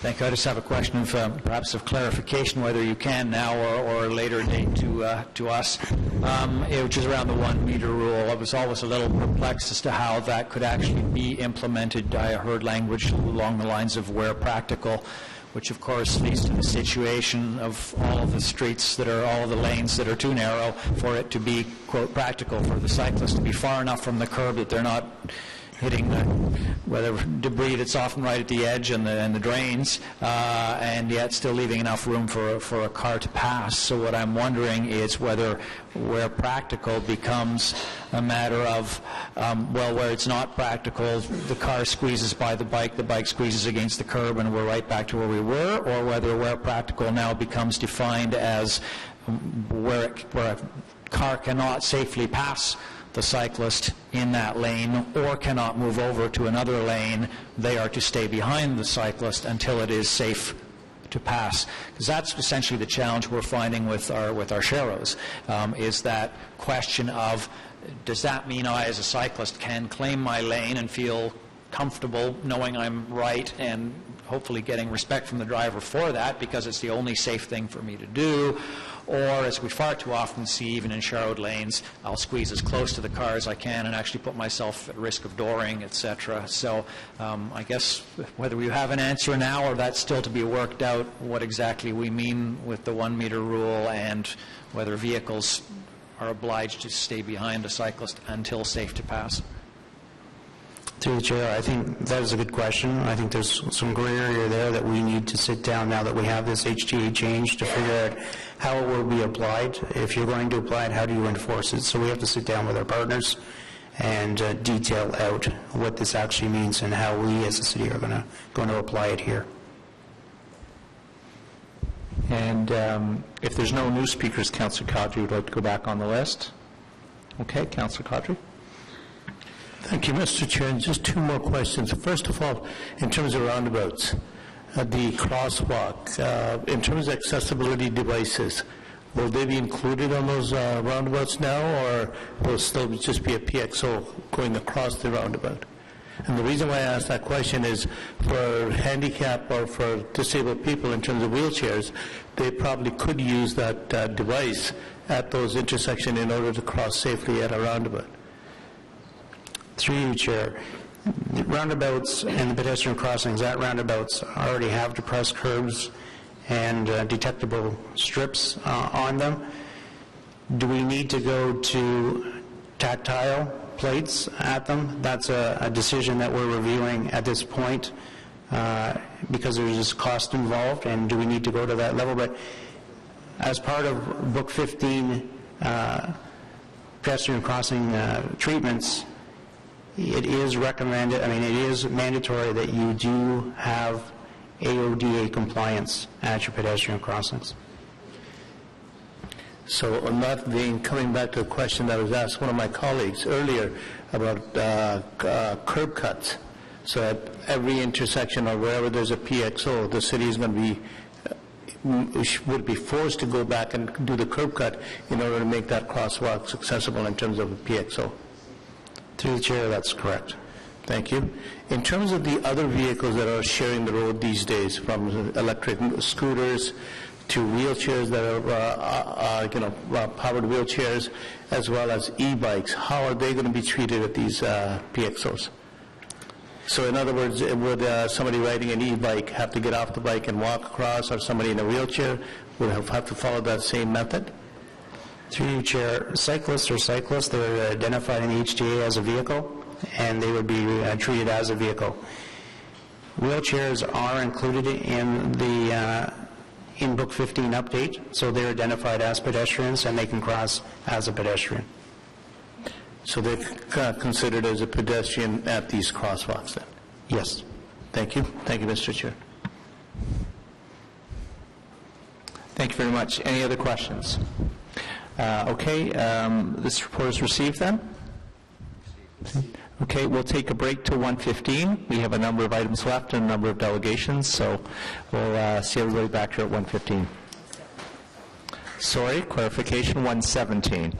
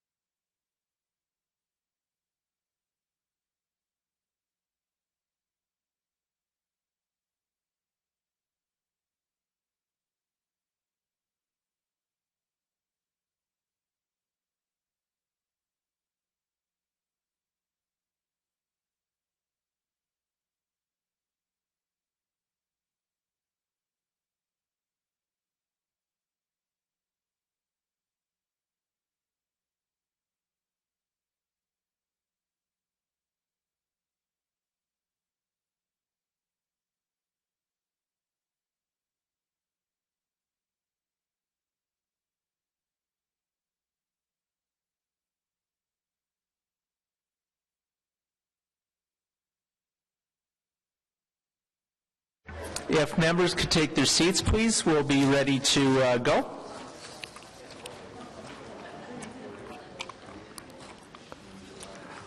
The clerk has pointed out two things I need to fix from this morning. One is under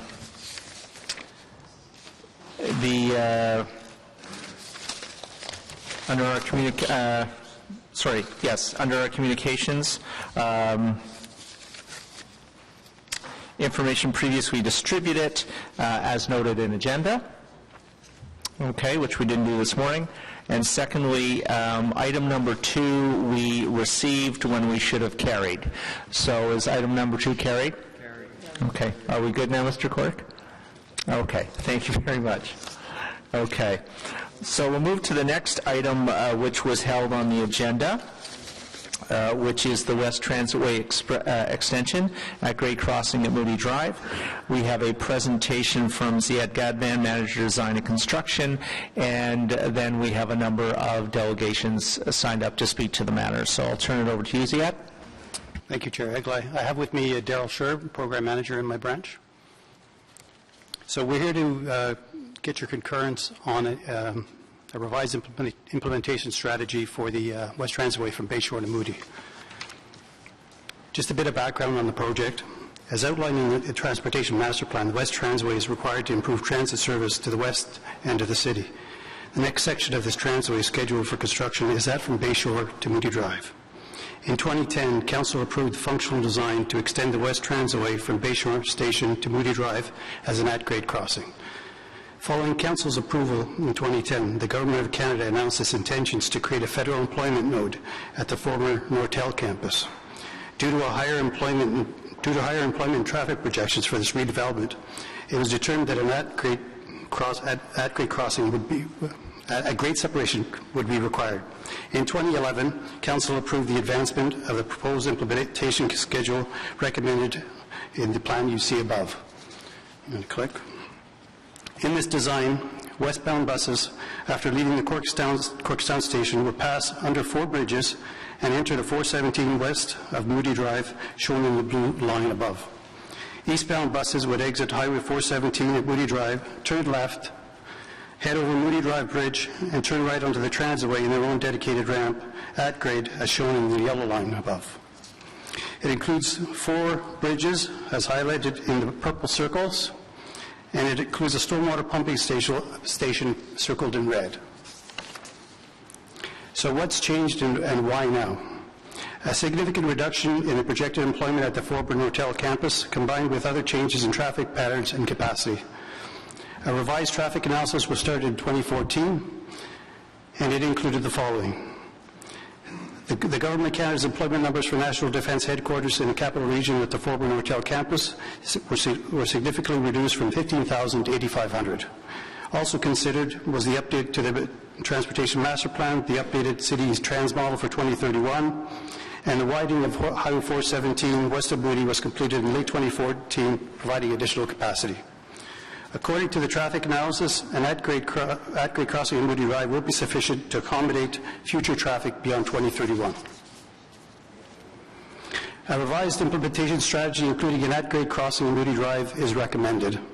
It provides improved reliability for OC transport services when compared to the existing conditions at a lower cost than the full grade separation. It also includes MTO noise barriers on the north side of the Transway between Corkstown Station and Holly Acres, once the agreement with MTO is signed, and we do have a draft agreement at this point.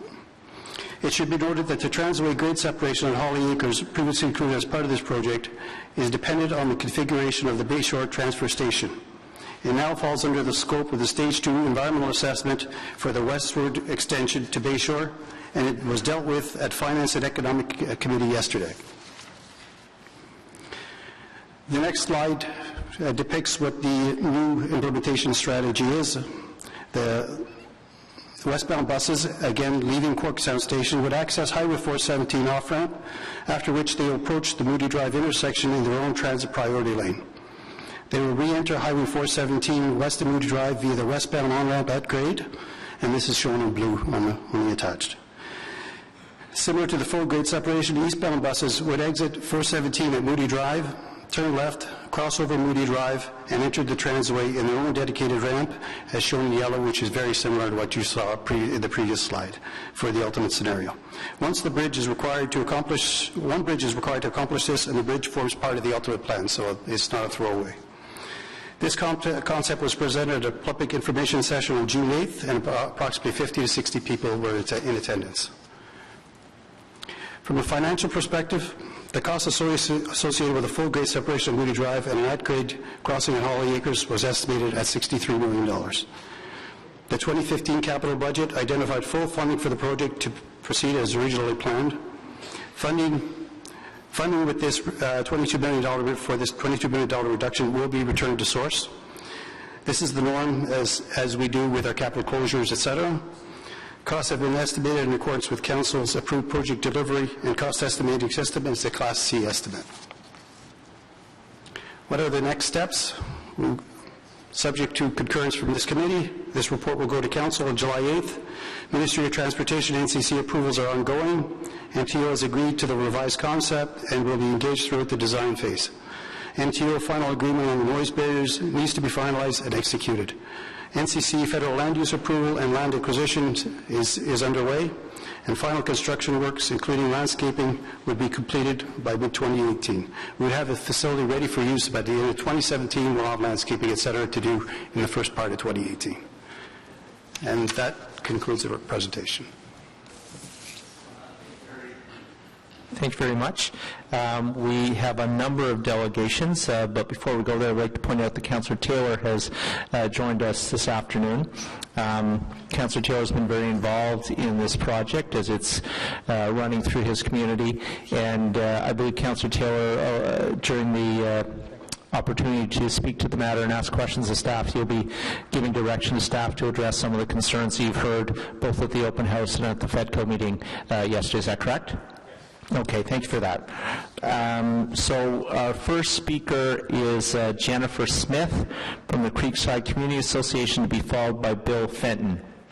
And again, if there's anybody who hasn't signed up for this item and would like to speak to it, again, you can sign up at the corner desk right by the main door to the room. Good afternoon, Ms. Smith. You have 5 minutes. Good afternoon. I spoke yesterday at FEDCO, so I apologize to some of you who are hearing the same thing twice. But on the other hand, I wasn't sure how many were actually listening since I was 15th in the delegation, so maybe we'll listen today or be able to catch you today. The Creekside community is located north of the Queensway, east of Holly Acres Road. As such, we're critically impacted by the plans, the change in plans. And of course, we welcome the LRT extension to Bayshore, but we're opposed to the cancellation of the Transitway overpass and its replacement with a level crossing.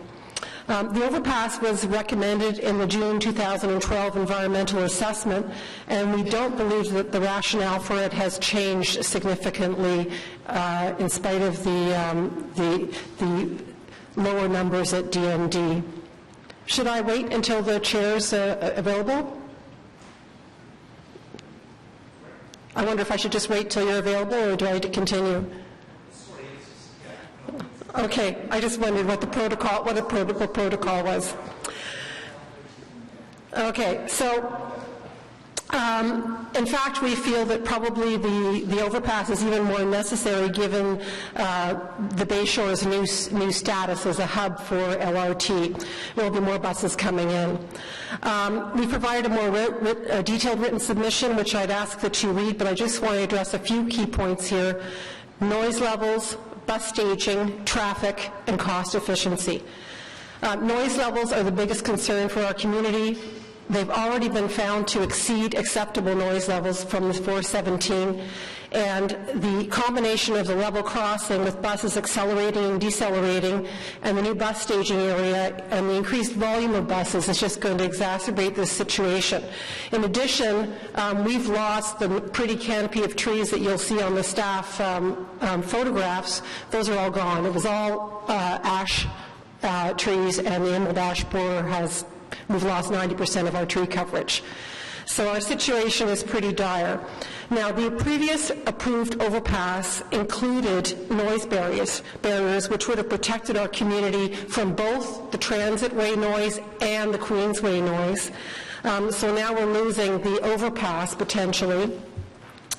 So what becomes to the promised noise barriers? Now, I understood the staff say that they're negotiating with the MTO for the installation of noise barriers, but I think what I heard today is the noise barriers are only going to go from Corkstown to Holly Acres. Is that what you said?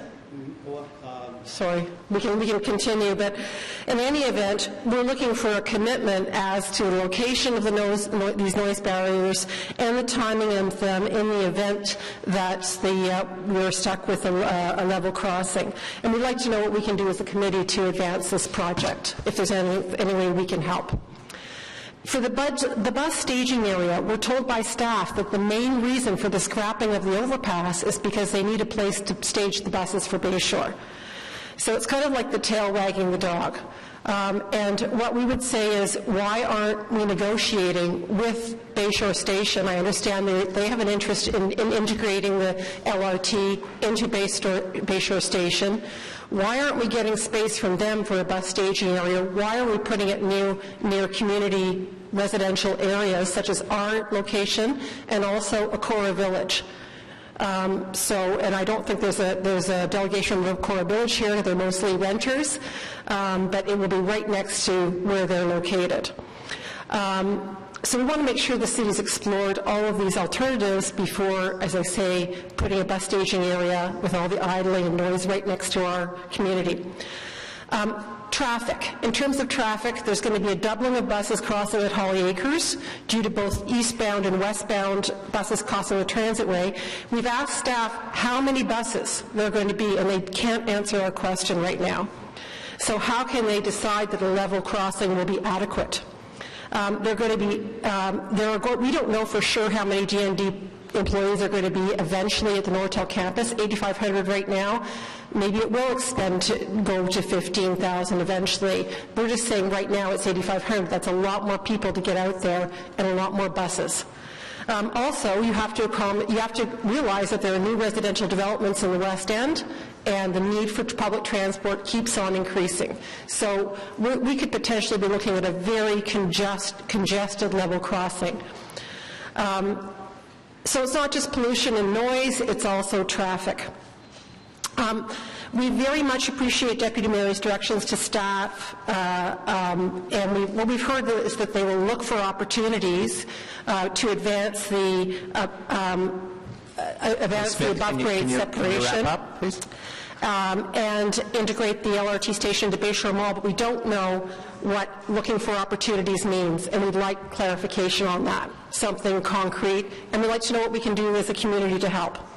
So we would respectfully ask the committee not to approve the level crossing and direct staff to go back and take a hard second look at our concerns. Thank you for your time. I don't normally do this, but since you raised the question and Ziad tried to answer it, Ziad, can you speak to the noise barriers and where we are with the MTO on that? Yes, we do have a draft agreement, and the noise barriers that were referred to as being on the bridge, the Holly Acres structure. If we went with an at-grade crossing, we would be putting those noise barriers on the Highway 417. So the noise barriers will still go forward, but they will be at a different location, and the noise generator that is causing these issues is the Highway 417, not the transitway. Totally acknowledged. May I speak? No, you can't. Sorry, that's not how it works, unfortunately. But he hasn't answered my question. Where are they going is what I'd like to know. Well, I think he's answered that by saying they're going along the 417, but if you can clarify, Ziad. Are they going east of Holly Acres? They will go east and west of Holly Acres. Great. And cover that area off. Good answer. Okay. Thank you. Are there any questions for the delegation? Okay, seeing none. Thank you. Thank you very much. Next delegation is Mr. Bill Fenton. Is Mr. Fenton here? Okay, maybe he was delayed at lunch. And after Mr. Fenton is Paul Clark. And following Paul Clark will be Rich Nelson, and Paul is here, I believe, on Citizen for Safe Cycling's behalf. Good afternoon, Paul. You have 5 minutes. Chair and councillors, I'm representing the Advocacy Working Group of Citizens for Safe Cycling, and I'm here to speak to you today about cycling in the vicinity of this project. We see great increasing synergy between transit and cycling, and we're happy to see expansions of transit ways and LRT. And the synergy is both from the point of view of the ridership, in that we're trying to attract people to do a multimodal trip, so cycling and transit, whether it be bus or light rail. There's also synergy in terms of the facilities, where it's a common occurrence. In fact, I believe it's in legislation that transit ways need to have cycling facilities running parallel to them. However, what we're seeing is things aren't quite so good when we're talking about crossing the transit routes with cycling.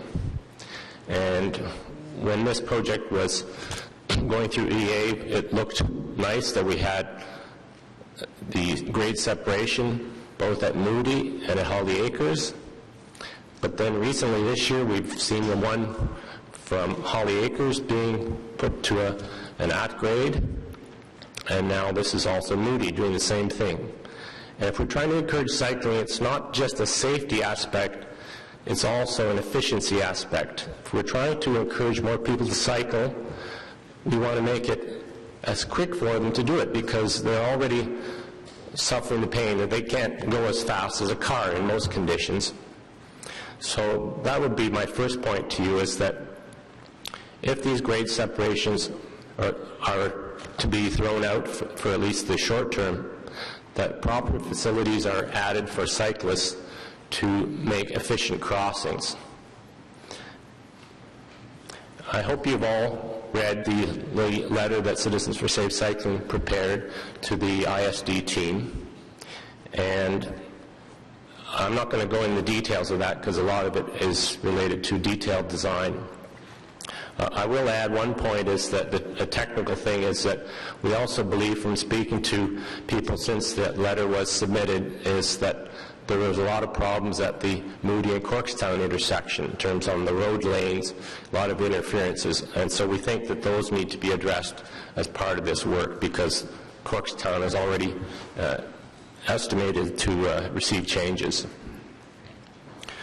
So in summary, what we're looking for, in just to underline one of the main points of the letter, was that the Moody Drive corridor is currently not a very attractive one for cycling. We had expected a multi-use pathway to be on the west side of the highway structure, and we don't see it. We're just looking for some motion or direction from committee that this multi-use pathway will be there from day one of operation of this transitway extension. Thank you. Thank you very much. Are there any questions for the delegation? All right. Thank you very much. I'm going to ask again, is Bill Fenton in the room? Oh, okay. Thank you. So that leaves us with Rich Nelson, who is here on behalf of the Crystal Bay Lakeview Community Association.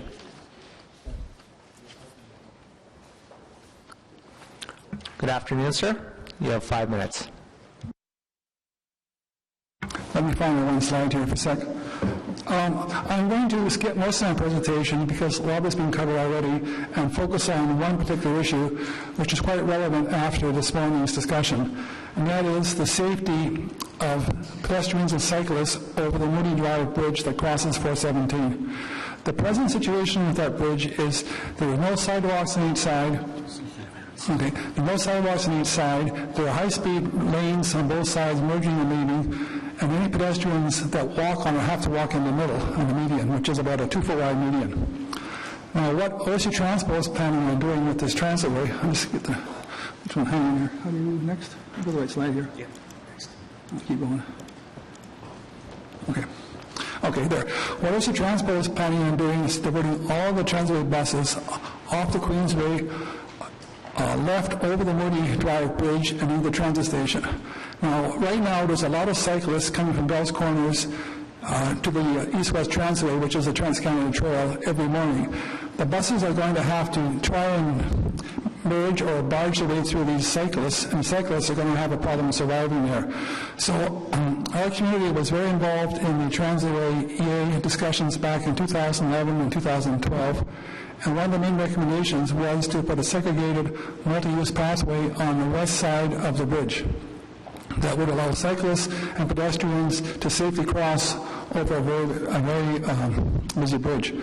I asked staff about this recommendation at the Michelle Heights meeting because it wasn't on the drawing, and I got no answer. I emailed staff last Thursday and asked for clarification. I still haven't got a clarification yet of this point. I'd also like to point out that last Saturday night, the Shore Tank concert was held at the Wesley Clover or Christian Farm location, and what the city did was they blocked off the southbound lane on Mooney Drive so pedestrians could cross over Mooney Drive safely and catch a 96 bus on the south side of the Queensway. So far, there's been no serious accidents on this bridge yet, but I think it's just a matter of time. So I would like you, as Paul said, to direct staff to include this crossing in the first phase of the East-West Transitway construction. Thanks. Thank you, sir. Are there any questions for the delegation? Okay. So we'll now go to questions to staff, and I'll start off with two quick ones. I believe there's somebody from OC Transpo in the room. There was a comment, I think the first delegation said, we don't know how many buses are going to be using the facility, and that struck me as a little bit odd. I suspect we do have a number, at least a well thought out estimate that went into the design. Maybe you could help me with that.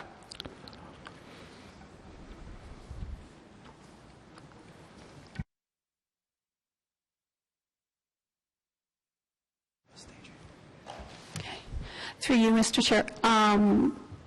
What I can give you is a rough estimate based on stage 1 Confederation line, and I think it's approximately about 60 vehicles in the AM peak hour that would be using this. But that's not including what may change for stage 2 or the improvements to the DND. But do you with the work that you've done, do you feel comfortable with the design that's put forward that will be able to handle the number of buses? Transit Service, Mr. Chair, Transit Services has reviewed this report, and we are confident that the changes proposed will improve reliability. Okay, thank you. Now, Ziad, perhaps you can help with the concern raised by Citizens for Safe Cycling of the missing MUP. It was there and now it's not there, or promised, or it's not showing up. So can you help with that?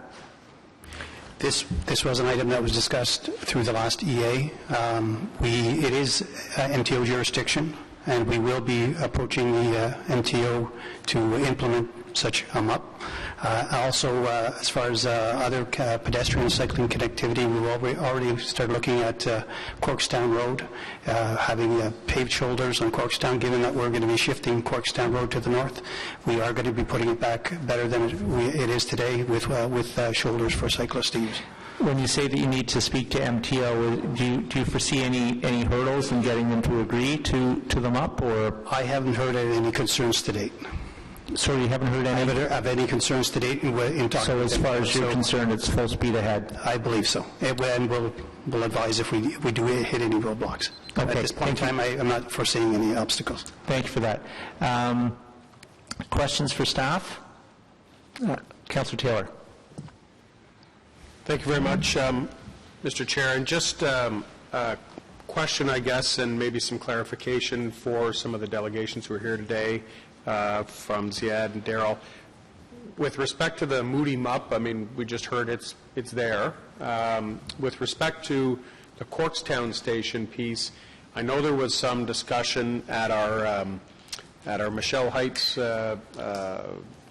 public session, and subsequently in Crystal Beach at one we held on Stage 2, which is kind of a separate item. But there was lots of concern about connectivity for the Corkstown Road Station, vis-a-vis cycling and pedestrian, and so it looked like a bit of a black box. We were there saying, yes, we'll build it, but we don't have anything on a diagram that shows where these things are going to be yet. So as you progress with the design of the station, when can we expect to see some revelation as to what those connections would be?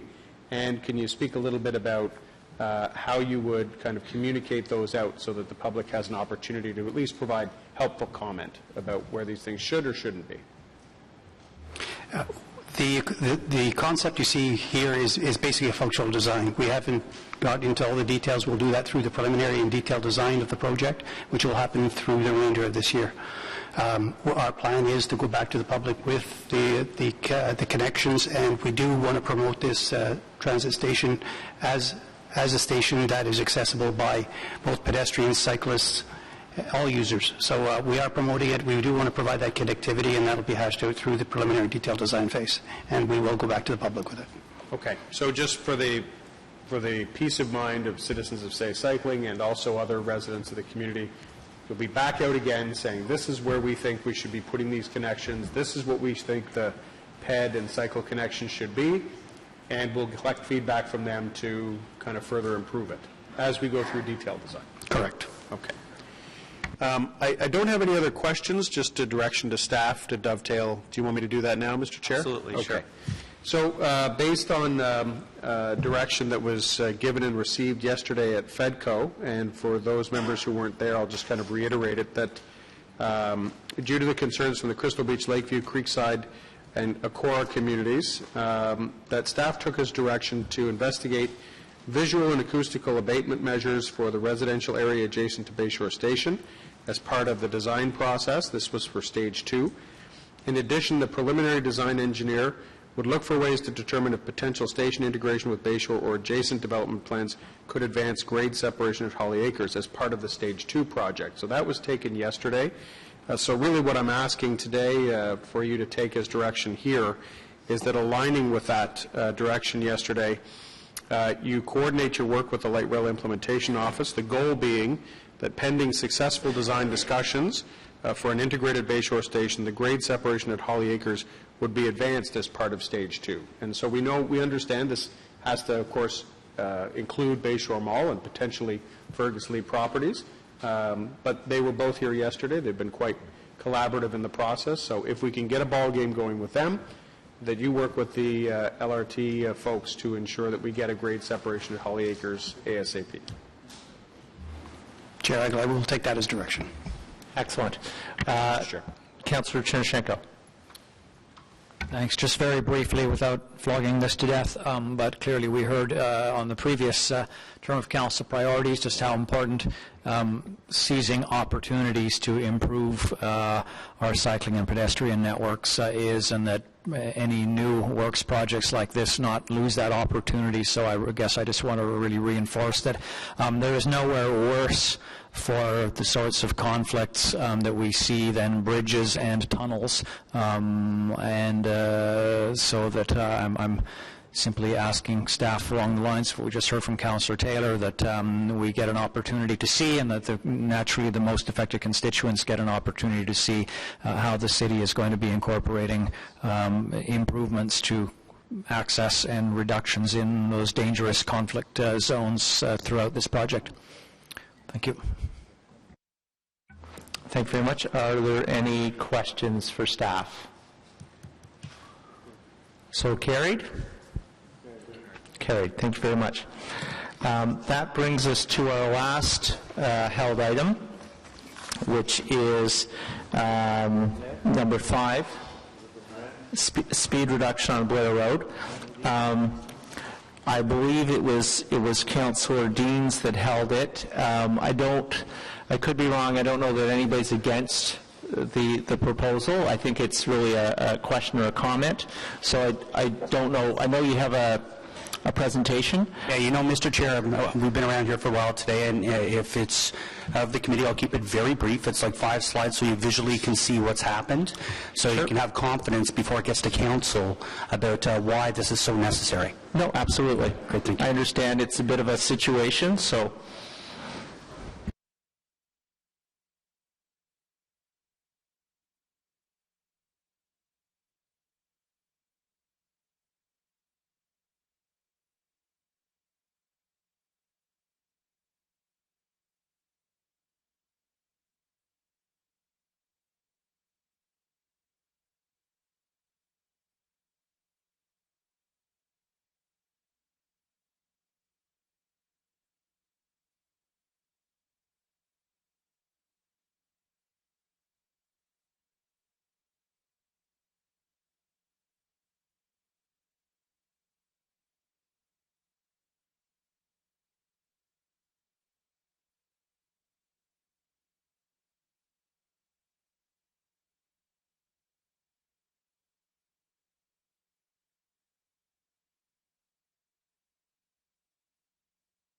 Five minutes. Thanks, George. First of all, before I get into the presentation, I do want to point out a couple of quick facts on this one. In 5 years of almost 5 years of being a councillor, I've never come to a committee looking for something like this. This is something unique. I do want to point out that the Pineview Community Association, which could have flooded our inboxes with multiple emails, I told them, please don't, because we know how much we love that as councillors. They entrusted me to bring this presentation to you. I assembled this morning, so hopefully it really paints a good picture of things. So if I can get to the first slide. If you have a quick peek at the screen right here, you can see where the problem is and why I have to reduce. We have the blue line, which is the Highway 174. It's 100 kilometers an hour.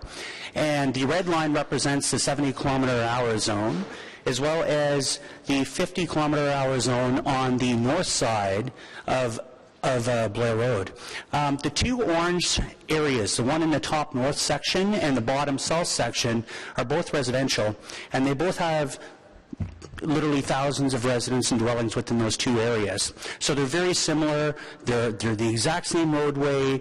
There's nothing on either side. On one side it's the CSE, on the top side, and on the bottom side it's a golf course. Next slide, please. So just to give a better view, this is just the component that I'm really concerned about. This is the south side of Blair Road.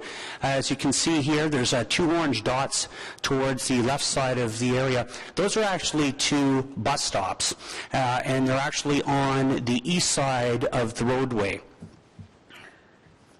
And if I can get the next slide, please. A couple of major issues that have come up. You'll notice this arrow pointing to this little green area down in the bottom corner.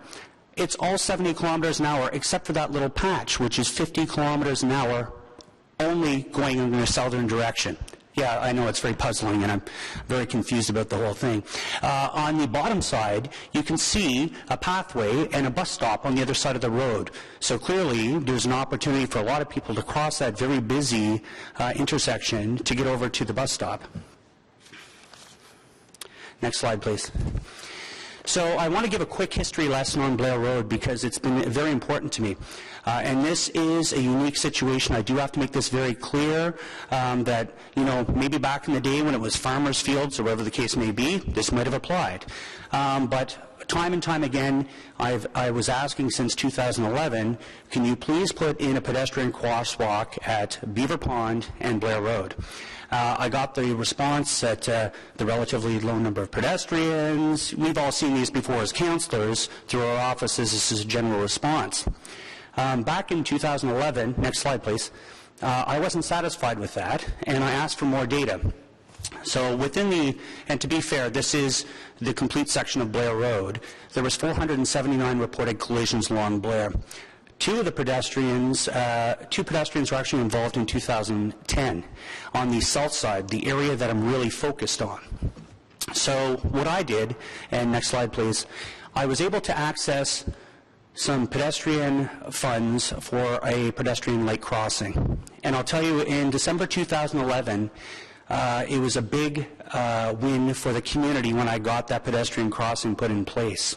I actually had Miss Perry, mother of Chloe Perry, that was hit by a car there in 2010, come out to the event, and it was a very emotional event, but we were very happy to get that stoplight put in place in 2011. So, next slide, please. Immediately after, we started recognizing, based on the statistics and the counts, that the incidents were dropping. It went, you can see here where it says ... underneath. I won't bore you, but there's some other details in there. But clearly you can see collisions involving pedestrians in 2011, 2012, and nothing in 2013. You'll also see the collision count dropping from 39 to 32 to 27. So obviously there has been some kind of effect by putting this pedestrian crosswalk light in place, indicated in the blue halfway through that red line. Next slide, please. So what I'm really asking for here today is, it's more about parity and making sure that both sides of the highway are treated equally. They have the same number of residents, they have the same on either side of the roadway, and I'm just looking today for support. Instead of having literally 200 meters of 50-kilometer zone, I'm looking for 50 kilometers along the entire Blair section on the south side. And this is something, again, I want to say to my colleagues, I would never bring this here if I didn't think it was important. But it does highlight where there is some, whether it's through amalgamation issues, whether it's through just some data that yet has to be collected where we can make these changes. This is just one example in my ward of where I have to get things corrected. And sure, I'm not a traffic specialist, but I do think I know my ward quite well. And I think this is one scenario where it really applies. And since we've been waiting here so long, I have 3 more quick slides. These next 3 quick slides also show, yep, that's good there, Sarah. This is a different area in my ward. This is, and I'm not asking you to vote on anything on this one, but this is Gloucester High School. And you can see on the right-hand side of the road, there's a 50-kilometer-an-hour sign. Next slide, you can see on the other side of the road, it's a 60-kilometer-an-hour sign. And there's no physical barrier in between. And next slide, please.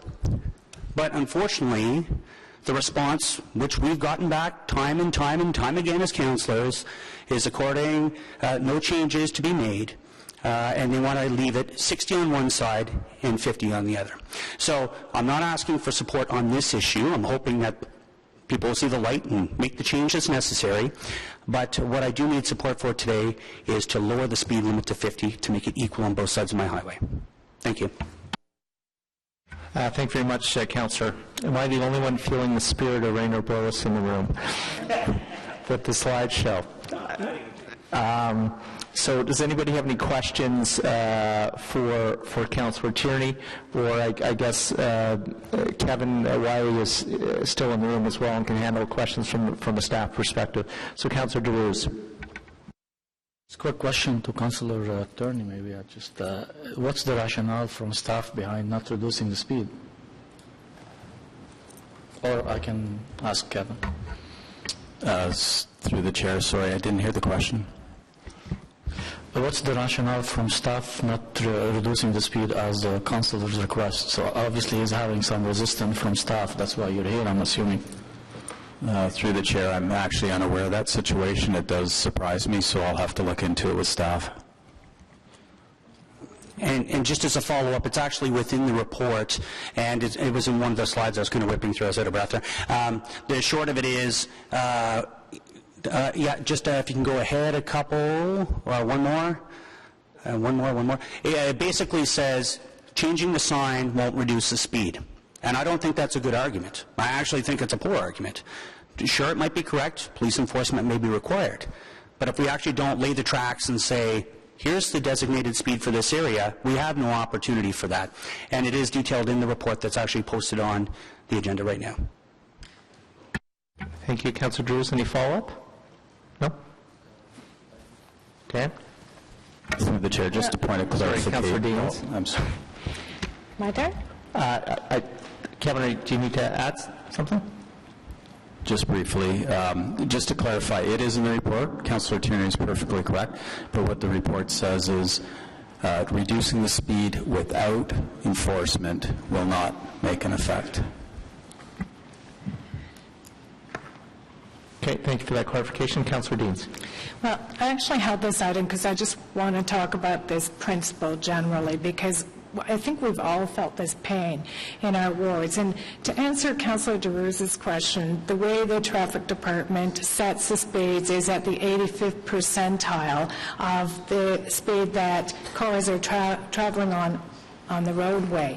And so we all end up in situations where you have one piece of a road posted at one speed limit and then another section of the road posted another speed limit. It's confusing for drivers, it's confusing for the public, and it doesn't end up making a lot of sense. And I understand the position that the city staff are in. They have rules that they follow. They set the speeds at 85th percentile. But I can tell you there's a big gap between what our traffic people do based on the rules and the engineering that they go with, and the perception of the public out in the community where they're frustrated. I mean, Tim showed the photo of residential neighborhoods where there's people trying to cross that street, probably mid-block crossings all over the place, and the cars are traveling too fast. And we're having this issue where we're not able to slow the speeds, and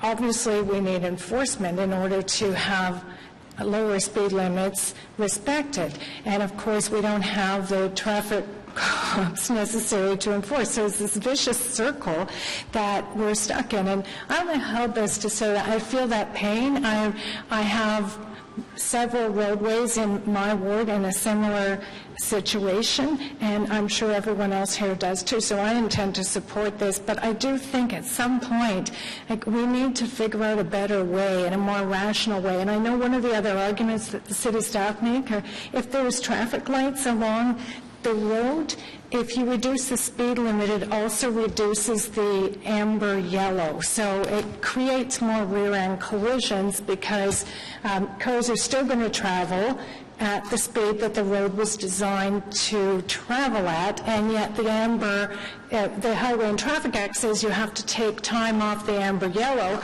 so you actually get cars slamming on their brakes more often, you get more rear-end collisions. So I understand the position the staff are in, but it's not translating into an understanding in the public.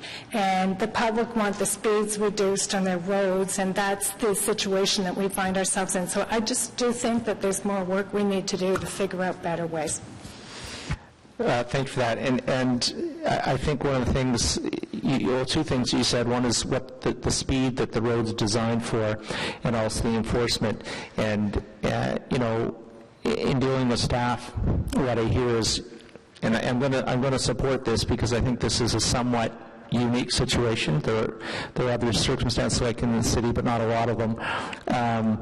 But there is the potential for the public to get more frustrated because people will still be going at the speed that the street is designed for, and so they'll appear to be even going even faster, if you will.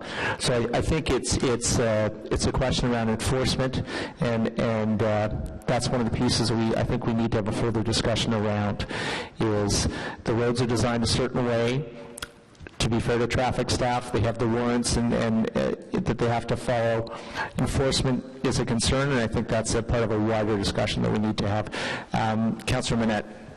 Thank you, Mr. Chair. I don't always support reduction in speed, but this one I will. What's very important to remember here is that as we move forward, the 174 to 417 has been closed off. We've added a lane on Innes Road, and the rationale in August, once that lane is completed, was that a large majority of the vehicles would be turning onto Blair.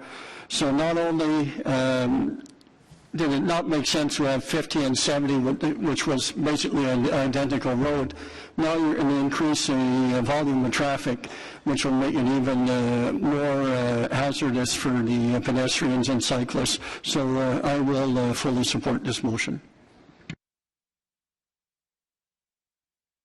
Yes, thank you. Not surprisingly, I'll be supporting this. I've advocated on a few occasions for speed reductions on roads that I was perfectly aware the 85th percentile was way above, and the road was certainly designed for higher speeds. I would say that's at a time when we were designing all roads for higher speeds, and now, for the most part, we're going in the opposite direction. Even though there will be some frustration from citizens that the sign is posted one way and they're watching the average traffic speed being much higher, I still think it's an important, more than just a symbol. You know, it's important that we post what is the recommended speed and the speed that makes it safer and more tolerable for people right next door. Wherever we have residential neighborhoods next to a road, whether it's designated as arterial or otherwise, a road that's carrying a lot of traffic, the little bit that we can do to bring down that speed makes living next to it more tolerable. But also to the point of the road is designed for it. I look at this one and say, well, why would you not design a straight road? To say that we designed for a higher speed, we would have had to put artificial curves, and waves into the road.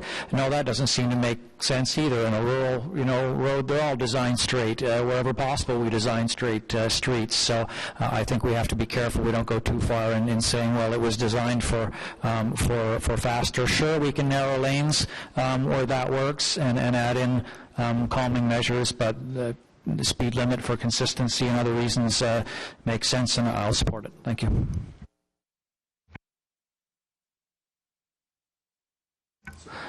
So, carried? Okay, thank you very much.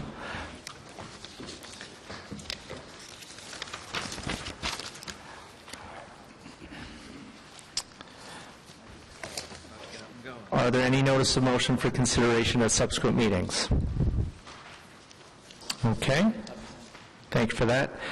We have one inquiry, I believe, from Councillor Wilkinson.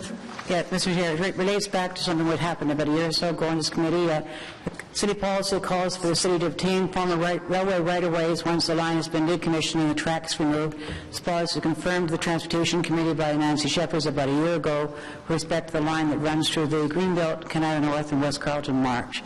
And she indicated that the right-of-way would then be acquired for a future trail location. The track has now been removed. What action is now being taken to acquire this particular railway right-of-way? Thank you very much, Councillor Wilkinson. Any other business? Well, I want to thank everybody. It's been a long meeting today, but fortunately we don't have another meeting until September the 2nd, so that's not to say we'll all be out of City Hall and not working, but enjoy the fact that we're not sitting as a committee and take a little time. We'll see you all in September.